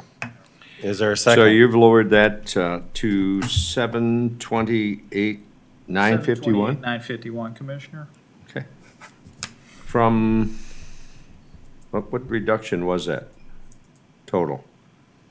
54,000. 54. Any further questions? Call the question, please. Can I get a second? Second. Oh, I thought I had that. Apologies. Commissioner Aaron's, Yes. Commissioner Schmidt, Yes. Commissioner Poppins. Yes. Thank you, Miss Sabers. If you have any further questions, the department will be open tomorrow at 8 a.m. Otherwise, you'll get a notification with this decision as well as procedures to appeal this if you choose to go on with it. Thank you. Any further comments? I will not appeal. I very much appreciate your time and attention, and once again, your willingness to let me appear by phone. Thank you for your consideration, folks. Thank you very much. Yep. Okay, bye-bye. Bye-bye. Carla, where are we at now? We are I have at a gentleman 7:40. standing up. Are you the next one? I'm the next one. You're going to hear Carla give her presentation, and then we'll ask you to give your name and address. But Carla, go ahead, please. Our next appeal is parcel number 099.50.03.C100. It's located at 47331 273rd Street. It is a single-family property consisting of 1.8 acres owned by Benjamin and Katie Keppen. It's a one-story home built in 1993. It has 1,971 square feet. The basement finish has 1,194 square feet, 3 full baths. Our current assessment is the land is agricultural, so it's being valued at $5,146. The home is being valued at $329,461 for a total assessment of $334,607.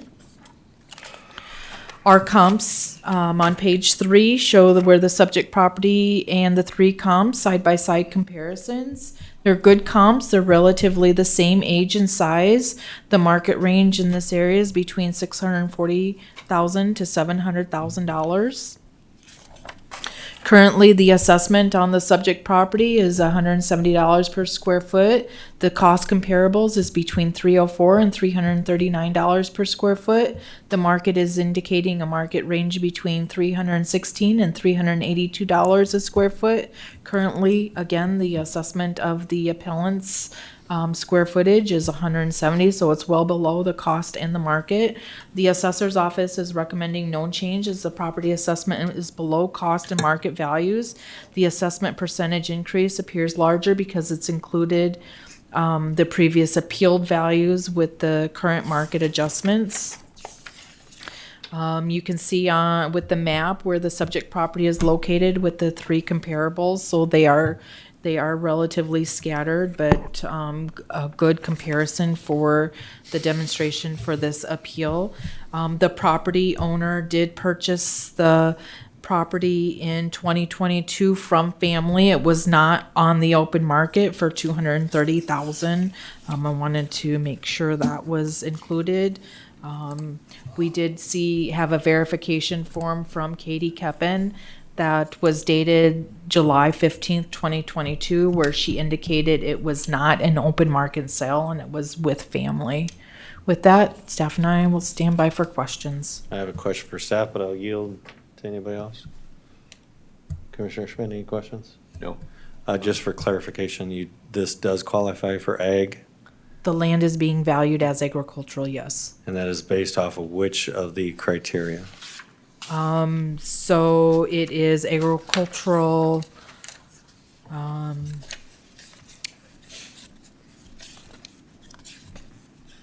I don't have, Previous ownership likely.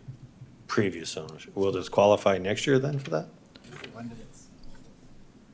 If you want proof, I got animals. I just asked. yeah, I mean, On this 1 acres? I have animals as agriculture use, yeah, on the farm site there at the family farm. I understand that. It's separate parcel to Yeah. the rest of the property? It's right on the Yeah, same I've- acreage that Don lives on there, Yeah. because we work together. I understand that. The criteria is we had a circumstance where earlier tonight, we've had it last year as well. The parcels get separated off of the main parcel and no longer then will qualify, based on. That's current- interesting, because I know people that Sir, live on different acreages. I'm that- just asking Yeah. what this is qualifying for now. Okay. It's not under the question. I just wanted to know what that, on this one, I- we've had similar ones that don't qualify, so. Yep. I don't have that paperwork in front of me Okay, to we'll answer talk that about that question. later. Yeah. So, no further questions for staff. Name and address for the record, please. BJ Keppen, 47331 273rd Street in Harrisburg, South Dakota. Very good. What would you like to share with us? I just question the amount of how much it went up. I'm just looking at it from the previous years. In 2019 is 170, it stayed the same, basically the same price in 2020. Went up 34% in 2021, basically stayed the same in 2022, and now all of a sudden went up 46%. Little bit of a sticker shock to me, I guess. Comparing it to their comparables that they have, I think it was hard for me to find comparables. I went through and looked and I didn't, there's houses that are similar, but like comparable number one is out in a development over by Lake Elvin. Beautiful scenery. We're looking out at a family feed yard. That's a little bit different compared to some other people if they're interested in buying the home. If we look at how much all the homes increased, comparable one increased 9%, comparable two increased about 9% as well. Comparable three increased 13%. Ours increased approximately 46%. I guess I'm just looking, I know ours is, it's not gonna stay with what we purchased it from, I get that. But the average home in Lincoln County, I believe, increased is approximately 14%, is what I heard, or what I got from research is right at 14%. I think in my letter I put 11, but I think I messed up on that. I think it is 14% because I looked that up just the other day. And I guess I'd expect something to be something more comparable because obviously the equalization office held that, they had their prices from the previous years. For a reason they had that, and then why such a large jump at this point, I guess I'm not sure of. And just looking at some of those comparables, like I said, number one, really beautiful home. It really is. I'd love to have that home, especially the garage they have on it. And if you look at all of the comparables, like comparable one has a 3-stall garage and then additional 1,600 square feet with a garage enclosed, finished with stall. We just have a 2-stall. They all have the 3-stall. They all have fireplaces. They all have decks. We don't have a deck on ours. So it's just a lot of upgrades compared to what we have. Ours is old, it's tired, and I guess that's kind of how it works, looking at it. So, like I said, I'm not expecting it for the purchase price because it was between family, but I would expect, I guess, something a little more realistic in percentage with the norms within Lincoln County is what I'm looking at. Sir, I got a question for you. Yes. Given the fact, it was a family sale and everything, I got that, and you just mentioned that. What do you think the value of the house is? I don't know where it was at because we never put it on. To be honest, part of the reason why we decided, we purchased it for that price because our understanding was it was like the true market value is supposed to be the market value of the home. Am I correct on that? So fair market value, what it would bring, What with it a would willing bring. buyer, willing seller. So basically, when we agreed to purchase that home, one of the reasons we decided on that price was like, that's what the taxes were, so that's kind of, I guess, as a family, when we sat down and talked about it, that's what we looked at. Yeah, because like, for example, what if I sold my house to my kid for $1? Right? Oh, and I hear you. Yeah. But our whole justification was we looked at the tax price. If you look at the sale price, it's $230. The assessment from last year is $229. I think you might have a little bit of a point with regard to your saying you don't have a deck and the comps do. Yep. And they all have. And you said something about the garages as well, right? Yeah, they have 3-stall garages. Some of them have the paved driveway all the way through. We got a little 24 by 24 out front of our garage. They have a lot of just, different upgrades. That first one, they got a fire pit with walkout on the garage. They have a 4th bath. They all have wooden floors. We don't have any wooden floors of any sense. I think one of them has granite, so there's just upgrades. Ours is a very basic, it's laminate countertop from when the original house was put in. The majority of that stuff is original in the house that we have. The assessments reflect those differences. Just for clarity, am I looking at the right screen? I'm looking at comp one of a assessed value of 618,000. Am I on the right screen? Yes. And a 619 and a 602, and we're looking at a assessed Yes. value of 303. Okay, I just want to make sure I'm on Yes. that Difference page. is the land value. Yes, a lot of that would be, yeah. And Yeah, but I don't know I if- guess the question I have though is the assessor's office, I get the math that you're trying to tell us when you prorate the square footage and you try to apply it to him. But are you trying to tell me that his house is comparable to homes that are in the $600,000 to $700,000 range? Isn't there a distinct economic differential in our society here in the greater Sioux Falls area when you move into a $600K to $700K house? We're trying to show that this home is a 1993 home. It has 1,971 square feet. The comparables are between 1978 and 2003. It's a big range in the age. But the square footage of these three comparables are very similar to the subject property. There might be amenities that are different, but that's going to be reflected in the valuation, the larger garages, the decks, the patios, the lower level square foot. Like Ethan indicated, some of the biggest valuation differences. He's got a $5,000 land value. Comparable one has a $100,000 land value. But if you look at the valuation difference just in the structures alone, the appellant is 329 and the comp one is 517. So we're just showing price per square foot of something that we feel is comparable, age, size. Mr. Chair, I'm ready to make a motion. Very good, I'll take a motion. Motion to value the land at 5,146, and then value the house at 301,000. You've heard the motion, is there a second? We weren't that far apart. Let me just get to.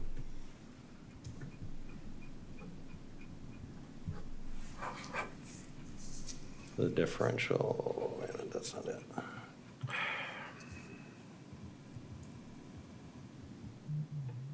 So the previous was 329, 461.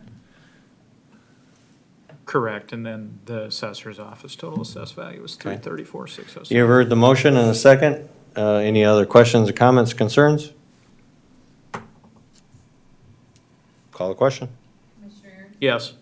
Commissioner Schmidt? Yes. Commissioner Poppins? I'll agree with this at this time, but I do think it will get reviewed next year, so, to get more comparable valuation properties. Thank you. Where are we at next, Carla? Our next appeal is parcel number 099.51.20.1020. It's located at 46563 276th Street. Carla will give a little presentation. You might as well take a seat for a couple minutes, and then we'll ask you to come on up. It's owned by Joseph Dangle. It's a 10-acre piece, single-family home, one story, built in 1992, 1,400 square feet. This appellant did go to the local board, and the local board lowered the house value to $186,900. The appellant is appealing the local board's decision. The current assessment went out, and the land being $250,000, the house being valued at $214,883, and the accessory building of $36,658. Are comparable on page 3, where you see the subject property in the comparables. Show side-by-side comparison. Our recommendation is the assessor recommends no change as property assessment falls within the cost and below the market values. The home's condition has been addressed with a below normal condition applied to the structure. The map shows where the subject property is located in comparison with the comparables. We also show some land comparables as well, as the appellant is appealing also his land value. Our land value price per acre on average with the appellant is $25,000. The cost ranges between $25,000 and $65,000. The market is indicating a market range between $31,500 and $145,000.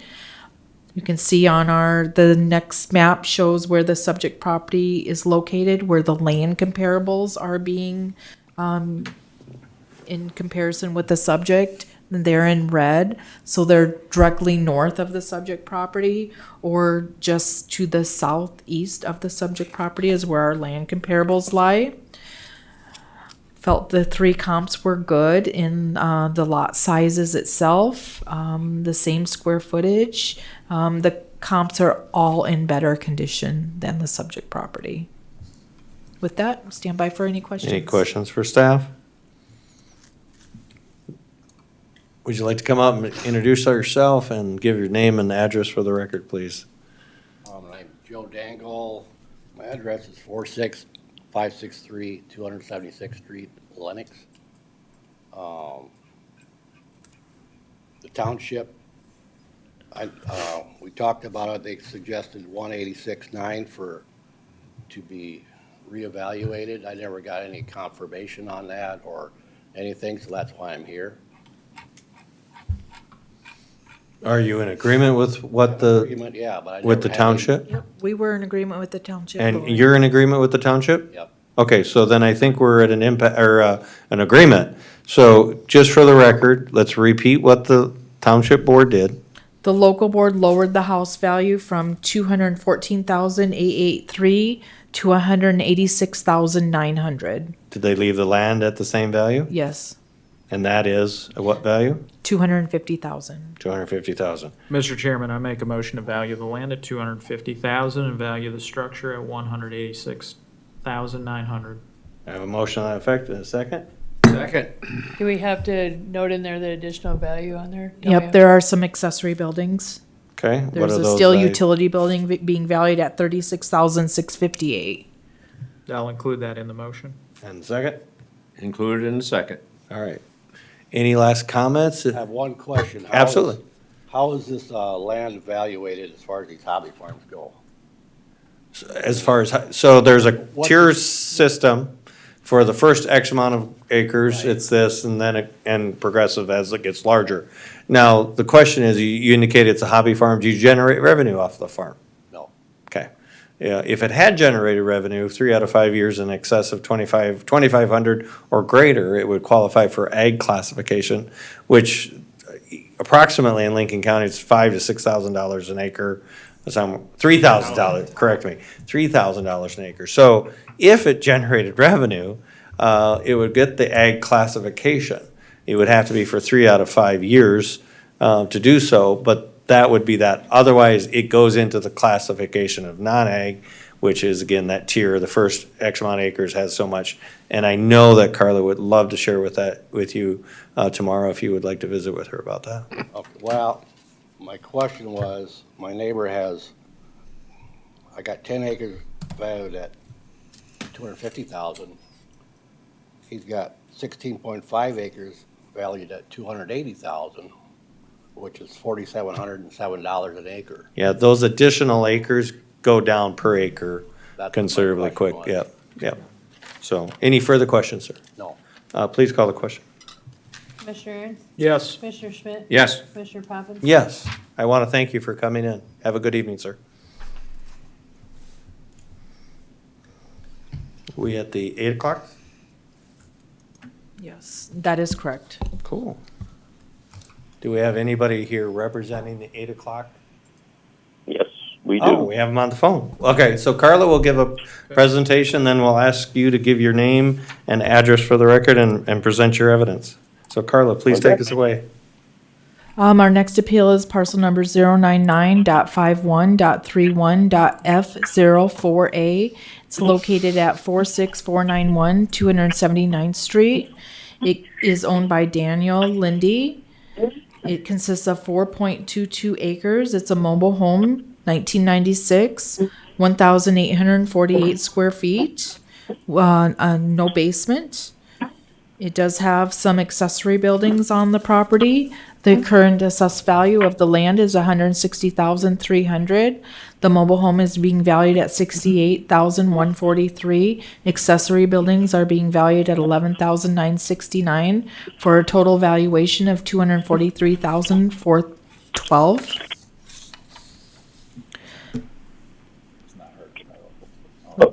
Okay. Yeah. So, the page 3, you can see where the subject property is identified with the 3 comparables is to show a side-by-side comparison. All 3 comparables are also manufactured homes, built at different times as the subject property. Comp 1 is in a flood zone, and Comp 2 has a basement. I just want to show you that. The biggest difference in the valuation of the subject property and the comparables are the lot size. Our subject property consists of 4.22 acres. Our comp 1 is 8.7, and then our comp 3 is 1.57. To find mobile homes in the same acreage range is very difficult. I was just tickled to find 3 homes that were mobile homes that sold within the time frame. Our recommendation is to make no change. The property falls within the assessment cost and the market ranges. None of them are 2022 sales. They're all older, 2021, 2019, and 2021. Again, trying to find some comparable mobile home sales. You can see where the subject property is located, just southwest of Lenox, and our comparables are to the north and the east of the subject property. We're also showing where the subject property is in a floodplain, as is Comp 1, just to show that Comp 1 was also in the floodplain. That was part of the argument of the appellant. With that, we will stand by for any questions. Any questions for staff? No. Sir, would you please give your name and address and then present your testimony? Yeah, my name is Daniel Lindy. I live at 46491 279th Street. Welcome. And yes, I'm in a flood zone. Okay, but I'm 2 foot below flood zone. When I bought this house, I didn't know it, but this was an illegal lot that was put here, and the guy finally got a permit for it. But the evidence, I cannot sell this place.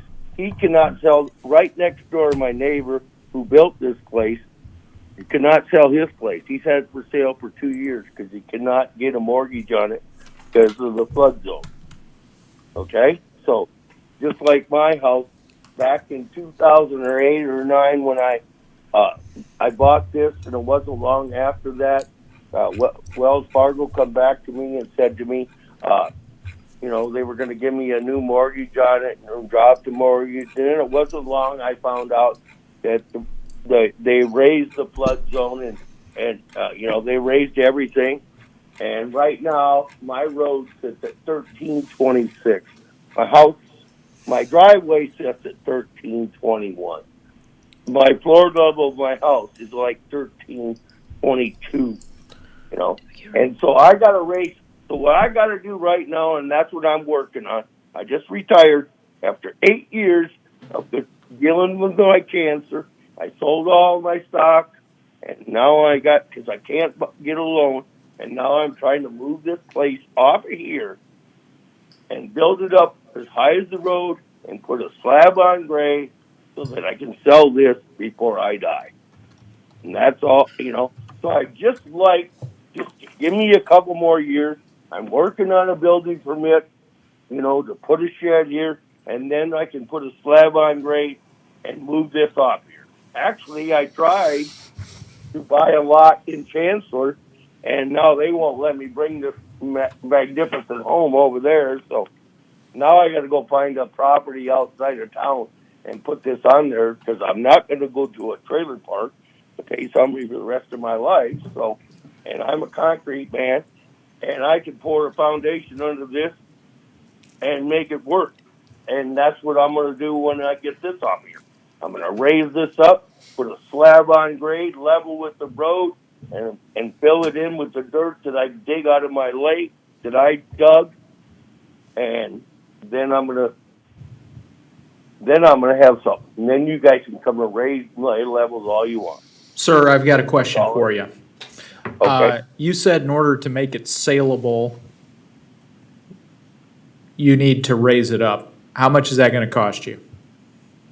Well, I'd have to put a foundation under this, and I don't want this here. I mean, why would I raise it up and put a foundation under something that was?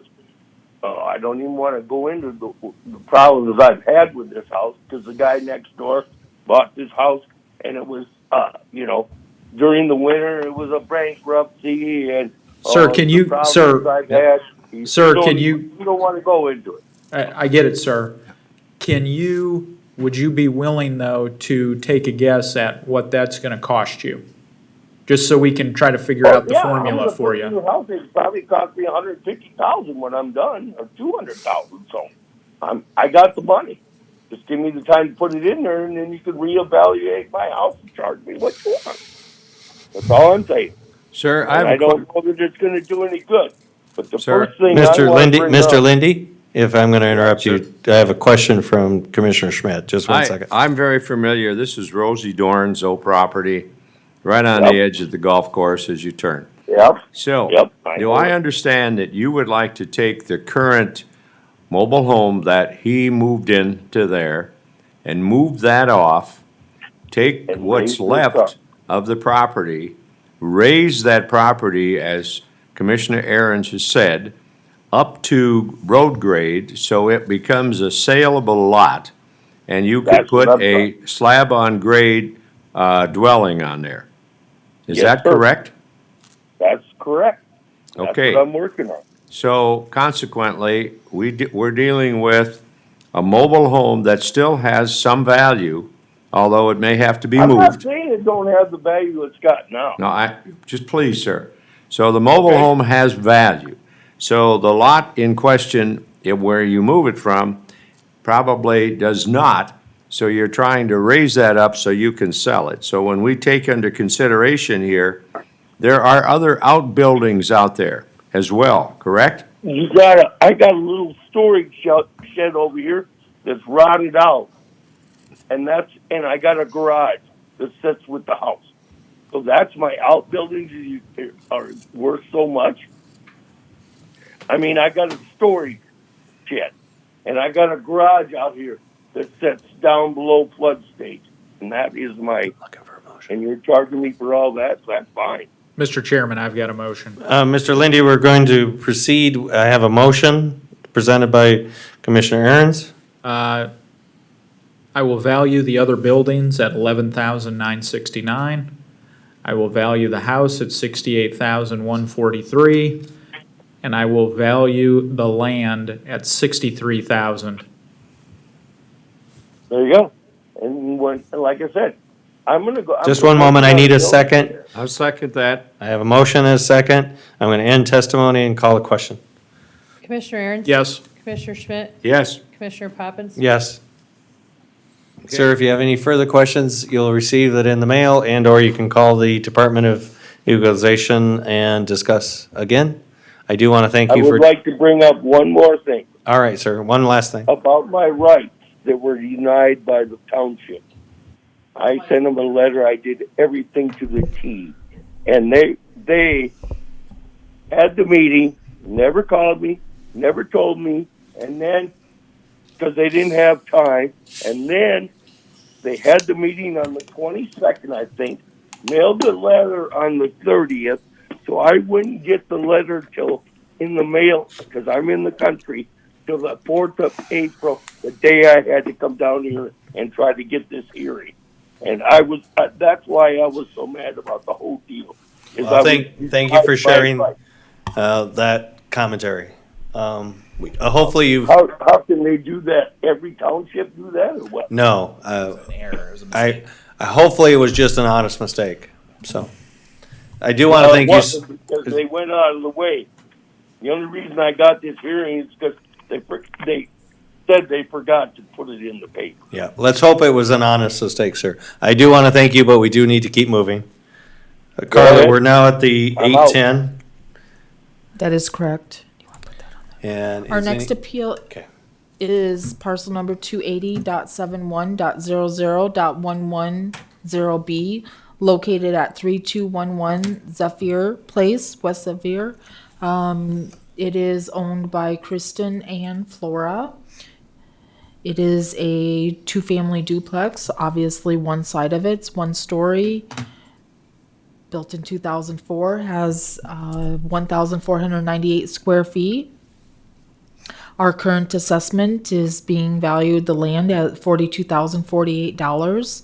the structure value at $299,918. This was an appeal heard at local board. Local board made no change. Can see the subject property and side by side with the three comparables that we chose. They're all relatively same age, same size as the subject property. Assessor's office is recommending no change as the property assessment falls within the cost approach and below the market approach value. With the map, you can see where the subject property is located with the three comparables. I think they're good comps. They're same general area, size as the appealed property, and are all duplex type homes. With that, staff and I will stand by for Any questions for staff? I have a questions on value report, on the value of the land. You said, Carla, was 42,000? $42,048. I noticed on this that from 2019 to 2022, the value stayed 22,000 relatively and change. Is there and it went up over $20,000. How did that make that jump? We've had quite a few different properties, condominium properties, in different situations. And so anyway, the master deed for this property got reviewed. And after a review, it was discovered that the property owners themselves own their own share. I think it's 1/28 of the overall property common area. I think the assumption for many years has been that the developer retained ownership of that common area where there's, I've heard 3 bare lots still. I think that, that could be negotiable, but there's at least one lot left for a fourplex there. Okay. And they all own 1/28 of that, along with their own lot and the common space between all the existing units. So that was the change. So because they showed they had ownership of 1/28 of whatever. Yeah, the developer used to be assessed for the extra land. Now the property owners are being assessed for that land. So okay, they kind of got a good deal from the developer in past years paying those taxes. Okay. Thank you. Any further questions? Nope. No. Would the appellant please address the microphone with the name and address, please, and present their testimony? I have some other documentation. Can I hand it out? If you could, just give your name and address first, please. Thank you. I'm Kristen Flora, 3211 West Zephyr Place, Sioux Falls, South Dakota, Unit 2 or Unit B. Okay. Welcome. Thank you. Okay. Thank you.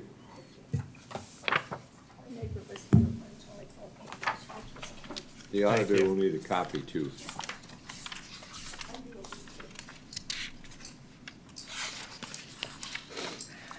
Okay. Good evening, and thank you for your patience. I know it's getting late and you want to get home, so do I. I have to drive home. So, the total assessed value of my property increased by 29.83% since the 2022 assessment. I have 3 points to make, which I believe explains why I think this is an unreasonable increase. The first handout is that is kind of the plot of Riva Ridge.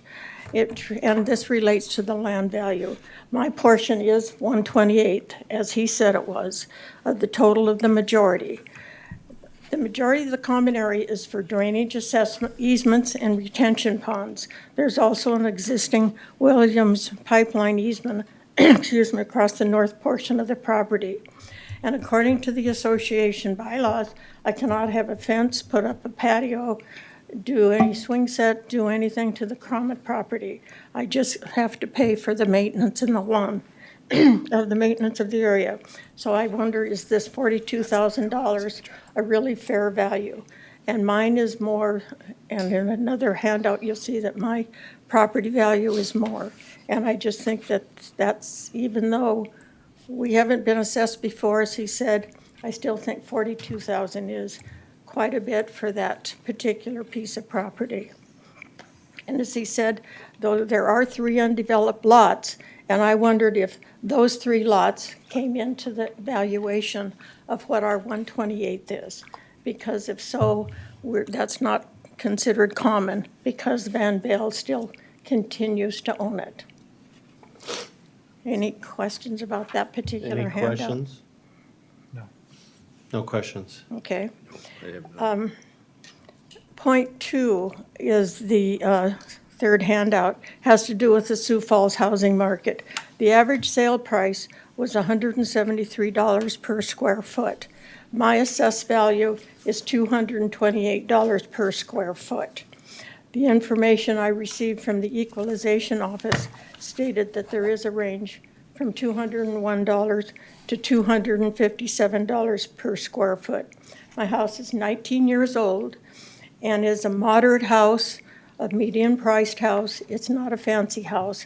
I know there's a lot of houses being built about 2 miles west or south of us, south of me, that are very high-end. Mine's not a high-end.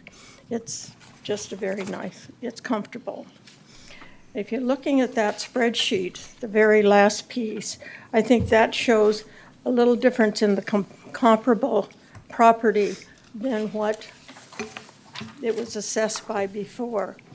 The top one in yellow is mine, and as I said, it went up 29.83% at $228 a square foot.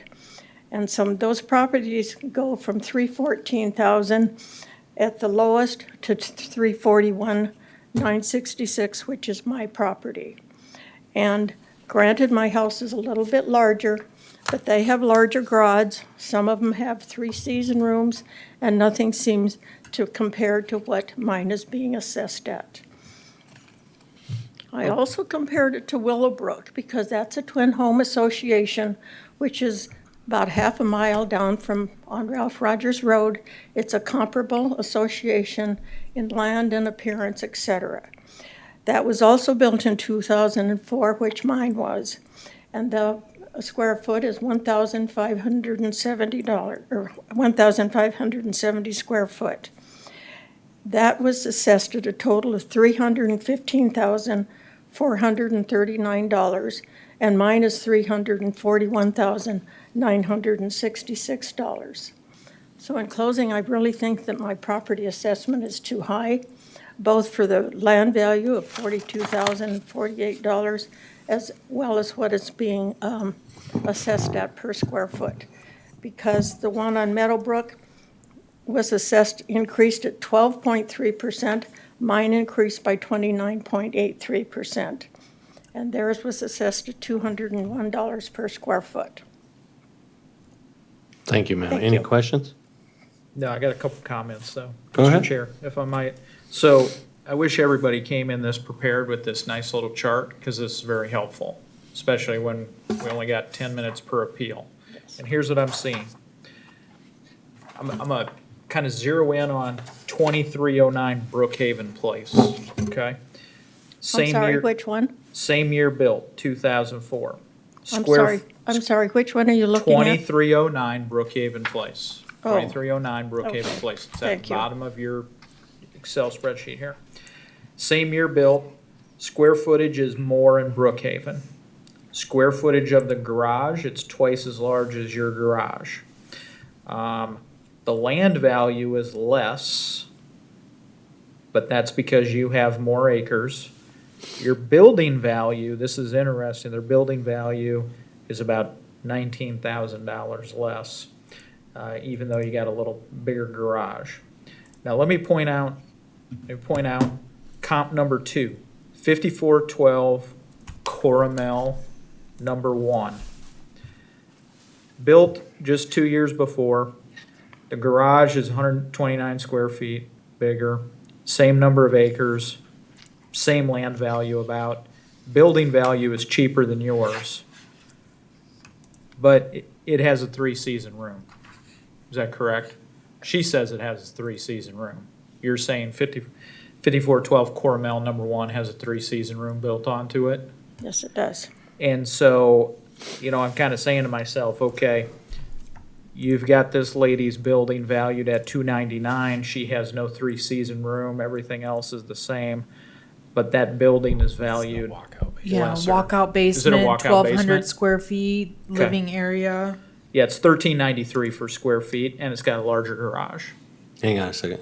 Right. I appreciate your comments because Yeah. you're exactly where I go. Okay. So can we verify 5412 Cornell number 1, what our document indicates for that property? How many square feet? 5412. It's 1,393 square feet on the main floor, 1-story style, 988 square feet in the basement, but it's not a walkout basement, it's garden level. Okay. It does have one fireplace. It has 2 decks. I don't know if you want to know the size. It's got a garage that's attached to 529 square feet, so it's maybe 50 square feet bigger on the garage. Do you have it listed as having a 3-season room on or not? Or would that not be a thing that you're able to track? Oh, no, we can track that. Yeah, I was gonna say, like, there should be a building permit that would have identified that. There's, I'll check the pictures, but as far as I can see, there's no 3-season room. Maybe it just appears that way from the outside to you or something. It does have a 3-season room, and it was built, I'm gonna say 4 years ago. That's a rough guess, Oh, I'm not wow. sure. Building Oh. permit. And it is definitely, because there's Well, 3 4-season rooms. I on would our say, property. ma'am, that probably is an error on their part for not getting that registered or something, because we don't show it being added to that property. Our record does not have that 3-season room yet assessed on it. But thank you for bringing that to our attention, because we'll definitely have a visit with that property. Don't tell them where you heard it, please. So, Commissioner Aaron's, are you, with the information you've gathered, Do you have a proposal, Commissioner? Do you have a Yeah, proposal? If not, I do. Oh, go ahead. Yeah, we need to equalize the values, and so, just wanna make sure I get, I have one quick question for staff while you're computing. Willowbrook to this area, comparable neighborhoods? Sort of. I mean, the Willowbrook neighborhood is, it's not set apart from other neighborhoods like the Central Baptist Church neighborhood is. It's in a more dense area. But Slight it's differential. surrounded of twin homes and fourplexes, much like Central Pretty Baptist similar Church. Pretty similar, yeah. Okay. And I would Well, I say appreciate similar as far as the quality of the buildings. They from the outward appearance. I mean, based on the square, the size differential in the lots, we must be pretty close to land value, the similarity, so. yeah, Mr. Chairman, here's my motion. Okay. Very good. I wanna equalize with Coromel, so value the land at 41,904, and I value the structure at 281,563.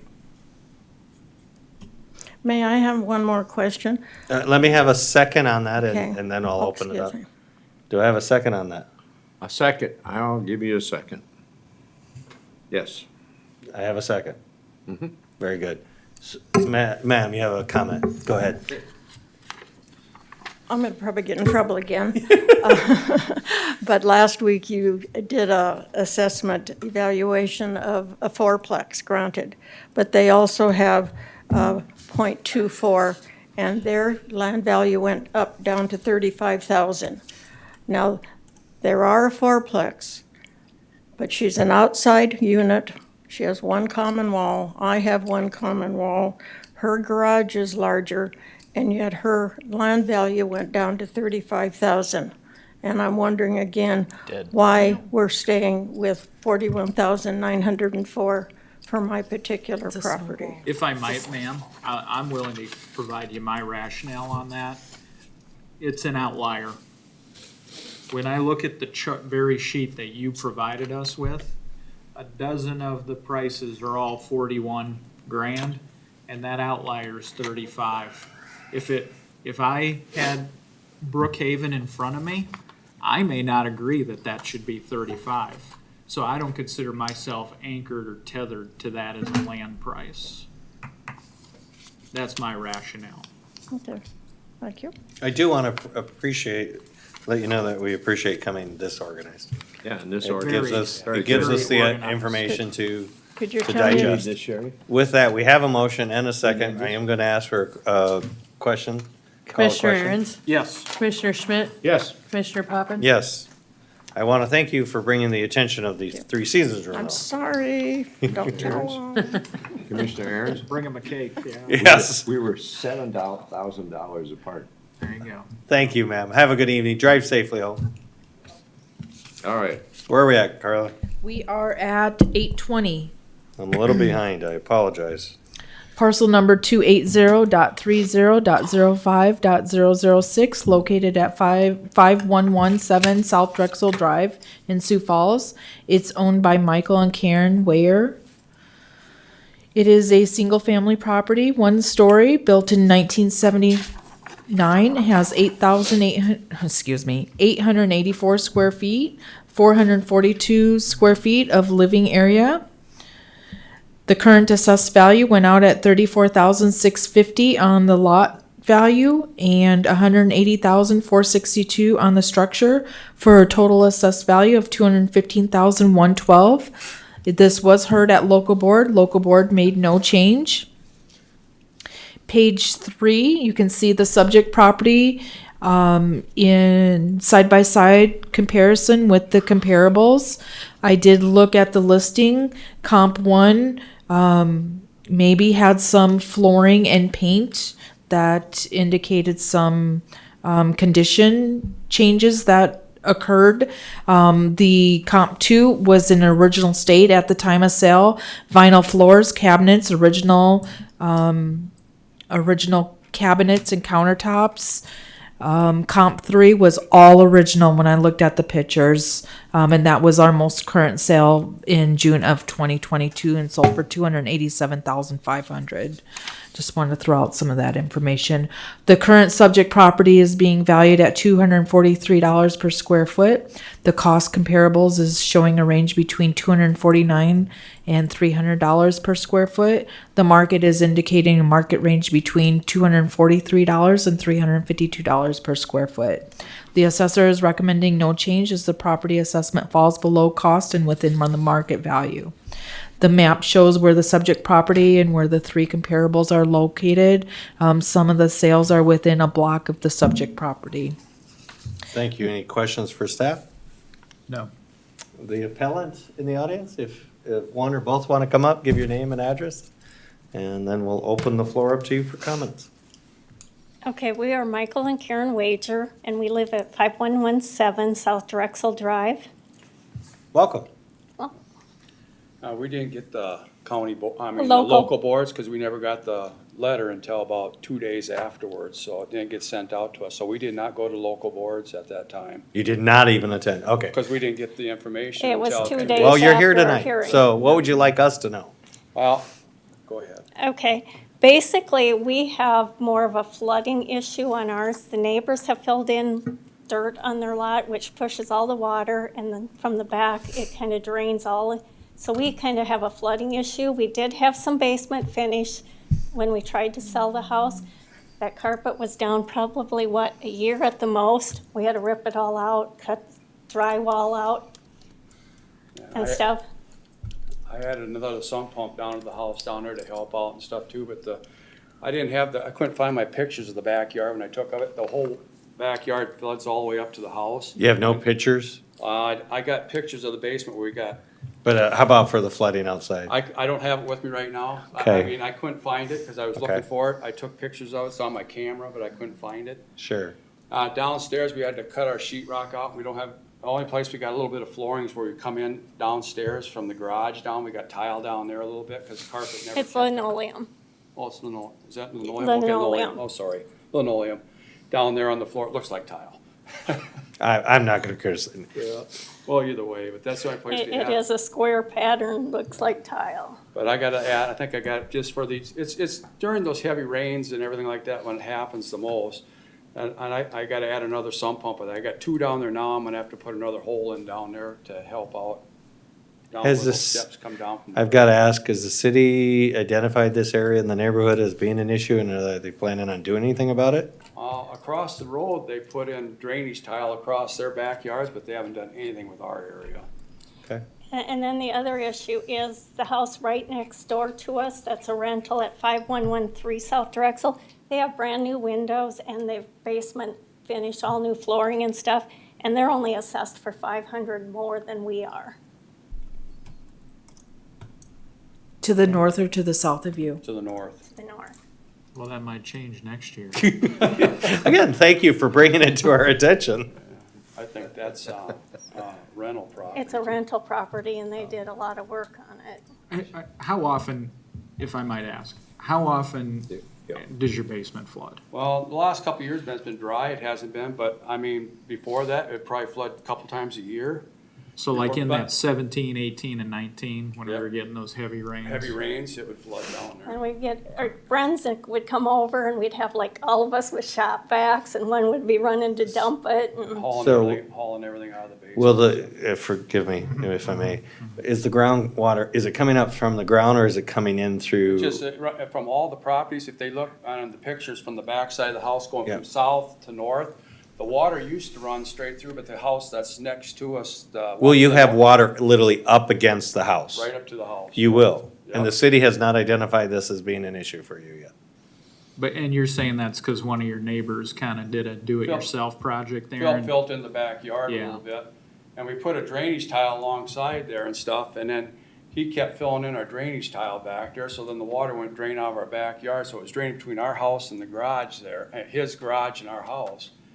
And it would, try to get some of that water out, and then I kind of did some landscaping around between my garage and the other house to the south of me to get the water to run, but it's still, when it rains, it won't keep up enough. So I'm looking at your backyard, I believe, and there's a white storm door. How high up on that storm door would be the highest it would ever get? Well, it would come right up into the storm door there. it would run into the garage and then into the house. So usually then- back there, the water will come all the way up to I got that insulation on the outside of the house to stay Yep, warm. I'm looking at that green insulation. Yep, the water would come right up to there, and then the sump pump would be running so hard it wouldn't keep up, so I had another one to set in the hole, and then that wouldn't keep Yeah, up. I'm just trying to see if I fully understand if the water's coming in Yep, the water- from the surface or if it's coming from underneath. No, it's coming from the surface, and then it comes from, and it It's a takes- it true takes- flood, it's a true, so are you required to keep flood insurance then? Is this a We're slope? not in the floodplain. So I put a whole bunch of dirt up by the house there and sloped it away. Yeah. And then the water it comes from the south. It used to run all the way straight across and never had any trouble until he filled in his yard. It would come all the way across to go from the south all the way to the north and run to the highway, to 58th Street. It would drain over the curb and run over that way. The water isn't coming from where the evergreen tree is, it's coming from your neighbor with that white house. We can see the peak in the corner there, right? Right. Through It's the coming tree. from, it's coming from that. his house. Right, it's coming from that way. And then I got on between my garage and his house, I took and tilled out the yard and got it so it run out to the street that way a little bit. But it ain't quite enough. I try to get the level, the pitch and everything right so I can get that water out of the backyard, and it would still flood up into the house there. But, so we don't have any, can't finish off the basement completely. So, we tried to sell it a few years ago, and somebody gave us a bid on it of like $110,000 or whatever it was. I can't remember exactly. If we put new furnace in, right? Well, we had to do a bunch of stuff, get there. but we decided to stay there and keep the house. We're very sympathetic. We would like to see pictures that would have I definitely know, made. we tried to print some stuff out from the but it wouldn't print out right on the I pictures. have some pictures of the house currently on my phone, but We couldn't get them to A print out. couple quick questions for staff. Do we have adjacent property to this assessment? What do we have those assessed at? The property to the north, that the appellant said has been upgraded and that was assessed $500 more is currently being assessed at $215,675, and they're at $215,112, so that would be about $500. The only permits I see on that house were from 2014 to fur out walls in the utility room. Okay, and unless they had pictures for it, we're close to that. The question is, is there a bigger issue here? But I don't know that we're not assessed equally No, to your neighbors. I think there's a bigger question maybe for the whole neighborhood. But what we would like to have seen is actual photos of it. But given my request, is there a motion? There is, Mr. Chair. Thank you. I think they're probably assessed equally. I think what's changed is surface conditions have changed. So where I'm at is I would value the land at $34,650, and I'd value the house at $195,000. That would increase the assessment. Hold on. All right, is there a second? I have a substitute motion. Well, I'll give I'll take the The substitute house is motion. currently being assessed at 180,462. I know, I was looking at 215, okay, so you're at 215. I wanted you to be in that 200,000 range there. So you're just gonna take 15,000 off I gotta- that? Yeah. I'm gonna Yeah. take a motion from Schmidt over here. He Yeah. seems to be I itching. I'm close, but I've lowered the property value down to 30,000 and the house down to 160,462 for a total value of $190,000. So lower than last year. Okay, you're going okay. That's the motion. Well- Is there a second? Well, the rationale is. Oh, hang on, I don't have a second, sir. I'll second it for discussion. All right, now we can. The rationale is the lot, and under its current conditions, they have to divulge all of this information if they're gonna sell it. So the lot, to me, doesn't have the value, it's $4,000. But the house itself isn't as sellable either, because you've had water damage 2 different times. You have to divulge that to a potential buyer, so $160,000 makes more sense. Can you give me those numbers one more time, Schmidt? This is gonna be interesting. $30,000 for the lot, $160,462 for the house, bringing it to $190,462. So there, Mr. Chair, acting chair. Acting question. chair. Call the question. I'm calling question. Commissioner Aaron's, Yes. Commissioner Schmidt, Yes. Commissioner Poppins. Yes.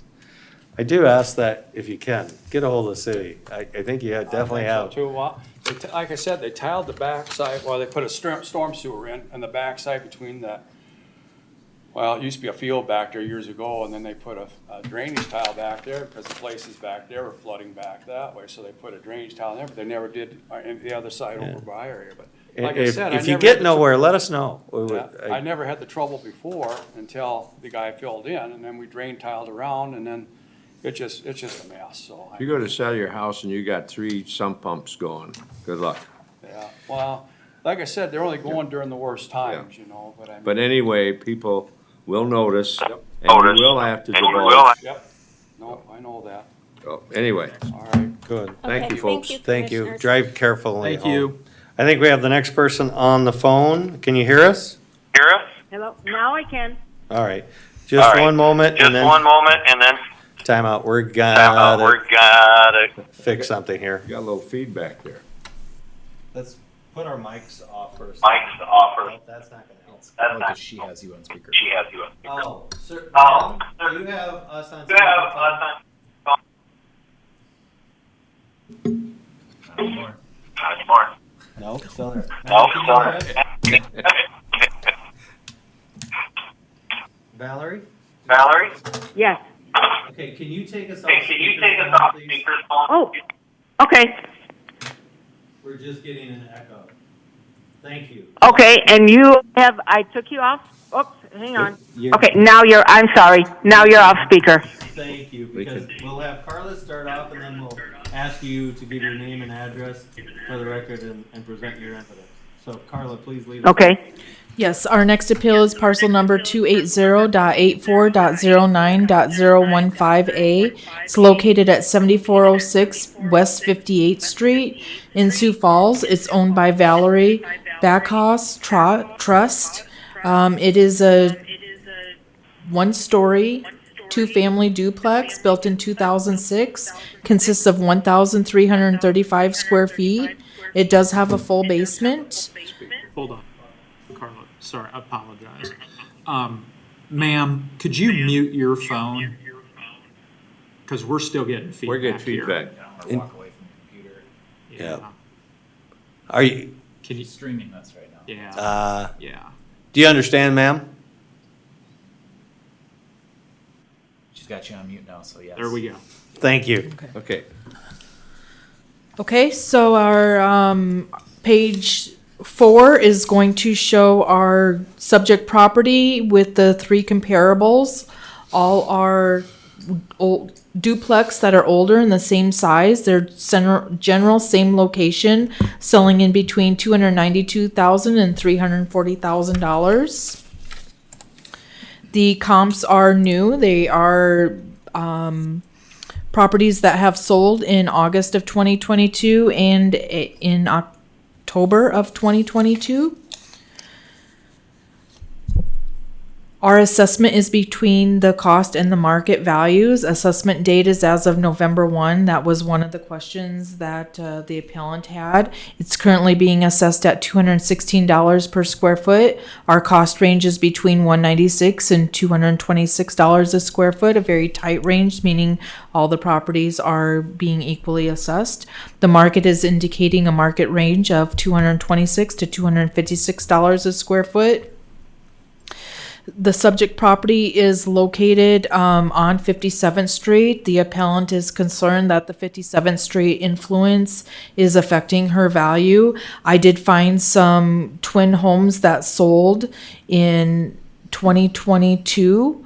They sold in 2021 for $475,000, and our assessment in 2022 was $443,743, which indicated that there isn't a 57th Street influence when it comes to properties that have sold. You on the map, you can see where the subject property is located in blue and where our comparables are located. Again, they're all duplex properties as our subject property. With that, the assessors are recommending no change to the current assessed value. Any questions for staff? Ma'am, if you'd like to give your name and address for the record, please, and then present your testimony. If you still have your phone on mute, you'd have to now remove the mute. Valerie Backus, 7406 West 58th Street, Sioux Falls, South Dakota, 57106. Welcome. Thank you. When I went in front of the local board, I had a market analysis from this time frame of the end of 2022. They told me that that was the wrong time frame. I needed to go the end of the year 2000 to the fall of 2021. So that's what I sent in to you was a comparable from that time frame. So this is a little confusing to me that you're using a different time period, but that's fine. What I noticed with these comparables on page 4 is that the sale per finished square feet is not accurate because the finished square feet listed for them is not including the finished basement square footage. My basement is 100% not finished. I have no finished area in my basement. The 3 comparable properties all have, 2 of them have pretty much the complete basement finished and 1 has a partial. None of that square footage is included in the finished square footage, and so the sale per square foot is actually a lot less than what you have listed on page 4. Continue. Otherwise, I believe they are comparable. Any questions for the applicant? Appellant? Ma'am, I see, you're relatively close in value. I think you're about $30,000 less than the county. But I see that primarily where you differ is in the land value. Can you just kind of give me a little more insight into why you think the land is worth less than what the county says it is? Based on, I guess, the price that when I moved in, I don't believe that that's gone up that terribly much, and that I believe it was unless I don't have it in front of me, unless I was mistaken, I thought the value of the home is what you really marked up. I only paid $160,000 for it when I moved in 2013. And once again, can we go? I'll finish your question and then I have a question for you. Nope, that answered the question. Thank you. All right. So my question is, so like I said, the sale per square foot finished, on your page 4, why are you not including the square foot of the basement, which is finished, in those comparables? We can answer that. So to clarify, we are including the square footage of the basement. It's just not indicated on the comparable properties report where you're seeing all 4 your property and the other 3 comparables side by side. If you go to the report for each of those comparables, like if you're watching right now, I'll go down to the first comparable here. You can see there is lower level finish in the basement of that property. So right now it's being assessed with lower level finish. However, if we go down and look at the permits, you'll see that the lower level finish was added in 2016 on this one. And then on comps 2 and 3, the lower level finish was permitted after the sale took place. So the purchase price is without lower level finish. The current assessed value is with some lower level finish.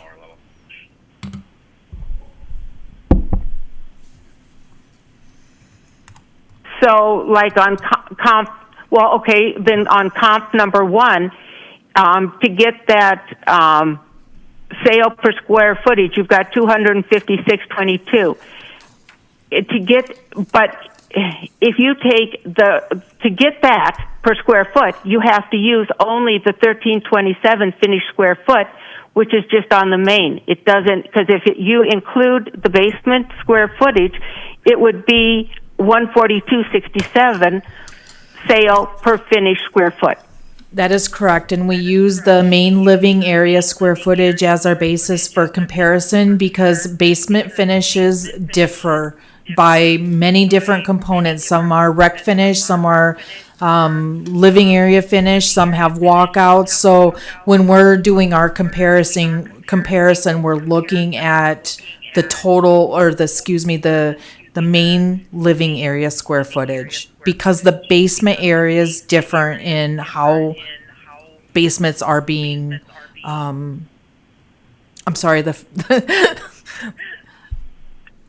the feedback on your phone is making me lose. Distracting. Yeah, it's very distracting. So the finishes in a basement are so different from house to house is ultimately what I'm trying to say. But then I'm getting penalized for not having a finished basement because You're not being my assessed value, for a finished basement. right? But those other people have a finished basement, And they're being assessed and for it's their like- basement finish. Pardon? They are being assessed for their basement finish. Any further questions for the applicant? Otherwise, I'm asking for a motion. Mr. Chairman, I vote to deny the appeal and sustain the recommendation of the assessor. Second. I have a motion and a second. Any further comments, questions? No. Call the question, please. Commissioner Aaron's? Yes. Commissioner Schmidt? Yes. Commissioner Poppins? Yes.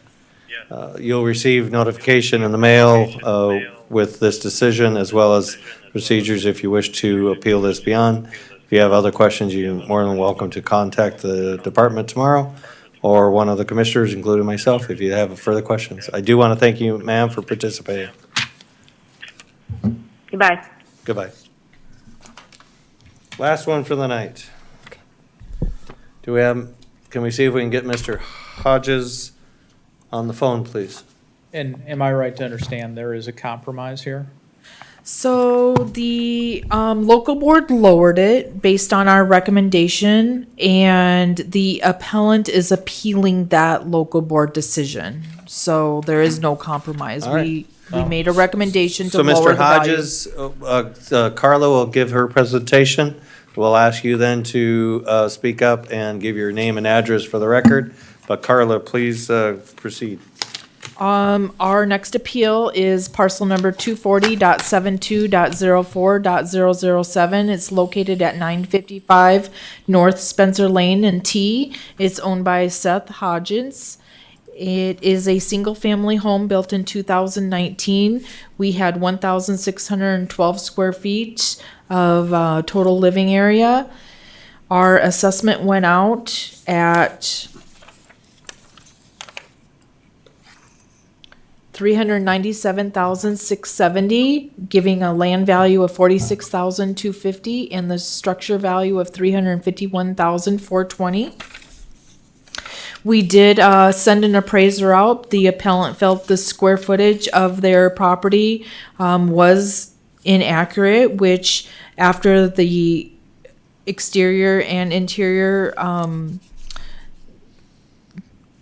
inspection that took place in March of 2023 per owner's request, it was determined that the square footage of the house was in error. Therefore, once we corrected the error for the measurement, the recommendation for the house was determined to be lowered at $329,052 for a total valuation of $375,302.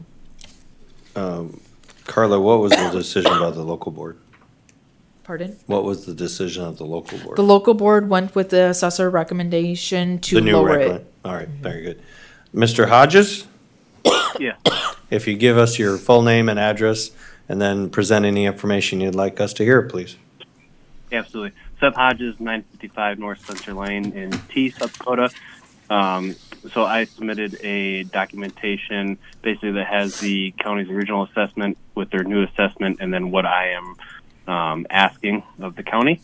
The original assessment, like she said, had the evaluation of the square footage wrong at 1,600. I have it at 11 square feet. She had it at 12 square feet. But basically, if you do the math on that, that is $246.85 a square foot, price per square foot of the home value. With the new proposal and the actual correct square footage of the house, which is 1,405 square feet, the new evaluation that they set is actually more per square foot than the previous one. So the new evaluation is $267.19 a square foot versus the old one, $246.85 a square foot. So all I'm asking is that you keep the same evaluation for the price per square foot with the correct square footage. So at 1,405 square feet, which is the correct evaluation, at $246.85 a square foot, which is the original assessment, the house value would be $300,574.25. Any questions for the applicant? Question for staff, Mr. Chairman. Absolutely. So is Mr. Hodges' rendition of the facts correct here in that originally, before he pointed out the error, you had the house valued at 246, or excuse me, Yes, 240. 246.85? And then you went out and remeasured it and then changed his price per square foot to 267? Is that just? Is the 267 still within the range of? The reason why it doesn't just go from $250 a square foot to $250 a square foot when you change the size of the home is because there's multiple factors at play. One thing is our grading. Grading is partly determined by the size of the home, so that could change depending on the size of the home. And the other thing is just built into our cost manual. There's an economy of scale. So there are certain thresholds where if you make it bigger, you're going to pay less per square foot. And so that's adjusted just slightly automatically through our program too. You can understand from his point of view, he's like, hey, numerator, denominator. Yeah. You changed the denominator on me. I'm going to change the numerator on you. Yeah. I'm not saying intentionally, but I understand what he's attempting to say, right? Any other questions for the applicant? Question I have for the applicant, sir, is, you've received that explanation, whether you find that, agreeable or not, I don't know. Do you have some evidence to present as to the comparables? Yeah, I've submitted those through the portal, which I was told by the assessor that you should have all those. Did you want to present any of that, talk about any of that to us? I sure can. I don't have that pulled up on my computer. I'd have to pull those back up again. But if any of the comparables I submitted are significantly less dollar value per square foot. It'll take me a little bit because I'll have to log into the assessor's office website again to see my proposal. But any of the comparables that I submitted, again, have a much significantly less price per square foot than what either of the evaluations that I'm submitting.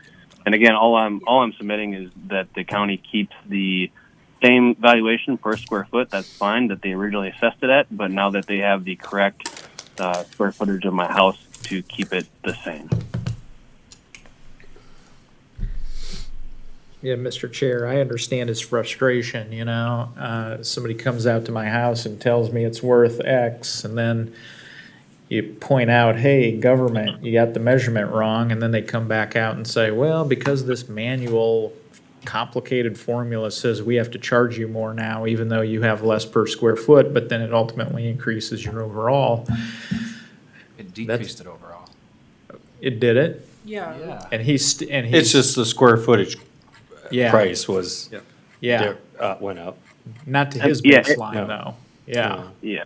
So it decreased my overall value of the home, obviously, because the square footage is going to go down, but the price per square foot went up over $20 a square foot, is what I'm arguing or saying. Yeah, and I think what he's arguing is he wants that original 246 times the lesser square foot in order to come down with a lower baseline, right? Correct. Commissioner Aaron's, I'm trying to look at our comp, going back with a 14, give me the new measurements, 14 what, Carla? 1405. 1405, which is 60 square feet less than comp 3. Comp 3, we have assessed value of 408,595. Similar time frame for build. You know, same number of bathrooms. Sale prices were $2,900. I still don't feel that we're far off in keeping it equalized. I do think that he has an argument that it seems unfair, but I do think the system is still working. Fortunately, the gentleman was astute enough to find an error and bring that to our attention. But with all that, I am here to serve, so if there is a motion, I'll accept a motion. Can I make a motion? You can make a motion, which depends on what the motion is. I would like to make a motion to evaluate the property at $246.85 a square foot. That's his request. That's your request. Very good. What does that come to, Joe? You have your. Well, their total Okay, let assessed me- value is their Carla, own please. 30,000. I'm just, so currently it's being assessed at $234 a square foot. 234. I would have to, I mean, if you do the math, if you take the 329,052 divided by 1405.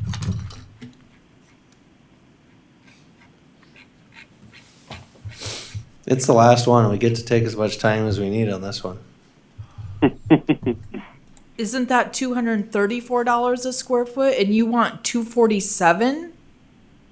So the math I'm doing is a total number, right? So we're keeping the land value the exact same. I'm not asking for any. 46. I'm not changes. using the land value to Yep. So I'm calculate. using the total value of the entire estate. With the land. Correct. With the land, okay. So if you look at the proposal I sent, I have all the math figured out plus the formulas I'm using. So if you look at the final proposal is 1,405 square feet times $246 a square foot, and then subtract the land value is 357, which is the exact same as how it's figured out previously with the other formulas that the county has done. So what would be your total, what you're requesting then? So the total land valuation was No, the same. total. Stays the same.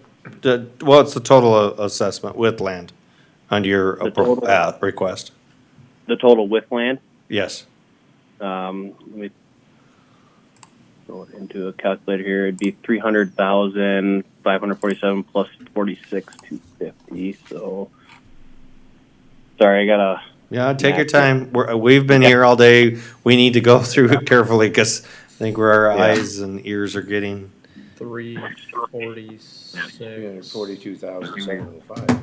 Yeah, I thought his request was 296, 455 on the house and 46, 250 on the land.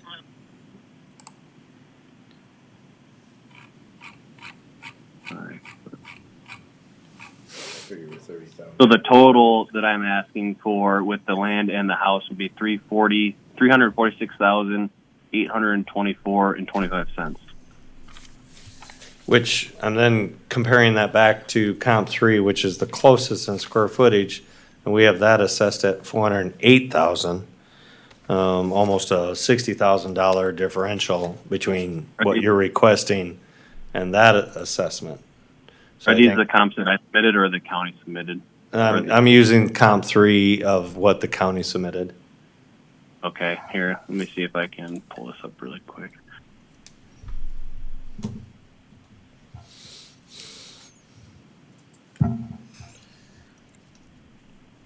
Yeah, I very rarely say this, Mr. Chair, but I didn't find his comps compelling or persuasive. They seem to be much older, or somewhat older properties than. I zeroed in on number 3 for square footage, age, all of that. So that's why I would have a difficulty to support that much of a drastic in comparison to that property. So I am looking for a motion. I can't make a motion, so. Mr. Yeah, Chair. Give a recommendation. Mr. Chair, I'll move to deny the appeal, sustain assessor's recommendation. I have a motion. Is there a second? Second? I have a motion and a second. Any other questions for staff or the appellant? Otherwise, I'll call the question. Sherry, please call the question. Commissioner Aaron's? Yes. Commissioner Schmidt? Yes. Commissioner Poppins? Yes. You will receive the documents pertaining to this as well as the process to appeal this further. Otherwise, you're more than welcome to contact the office or one of us, including myself, if you have any further questions. I do want to thank you for participating. Mr. Chair, make a motion to adjourn. Or are we adjourning or recessing? Recess. Make a motion to recess. Second? Call the question. Yeah. Aaron's? Yes. Schmidt? Yes. Poppins? Yes, we are recessed. Thank you, everyone. Thank you, Carla. Thank you. Thank you.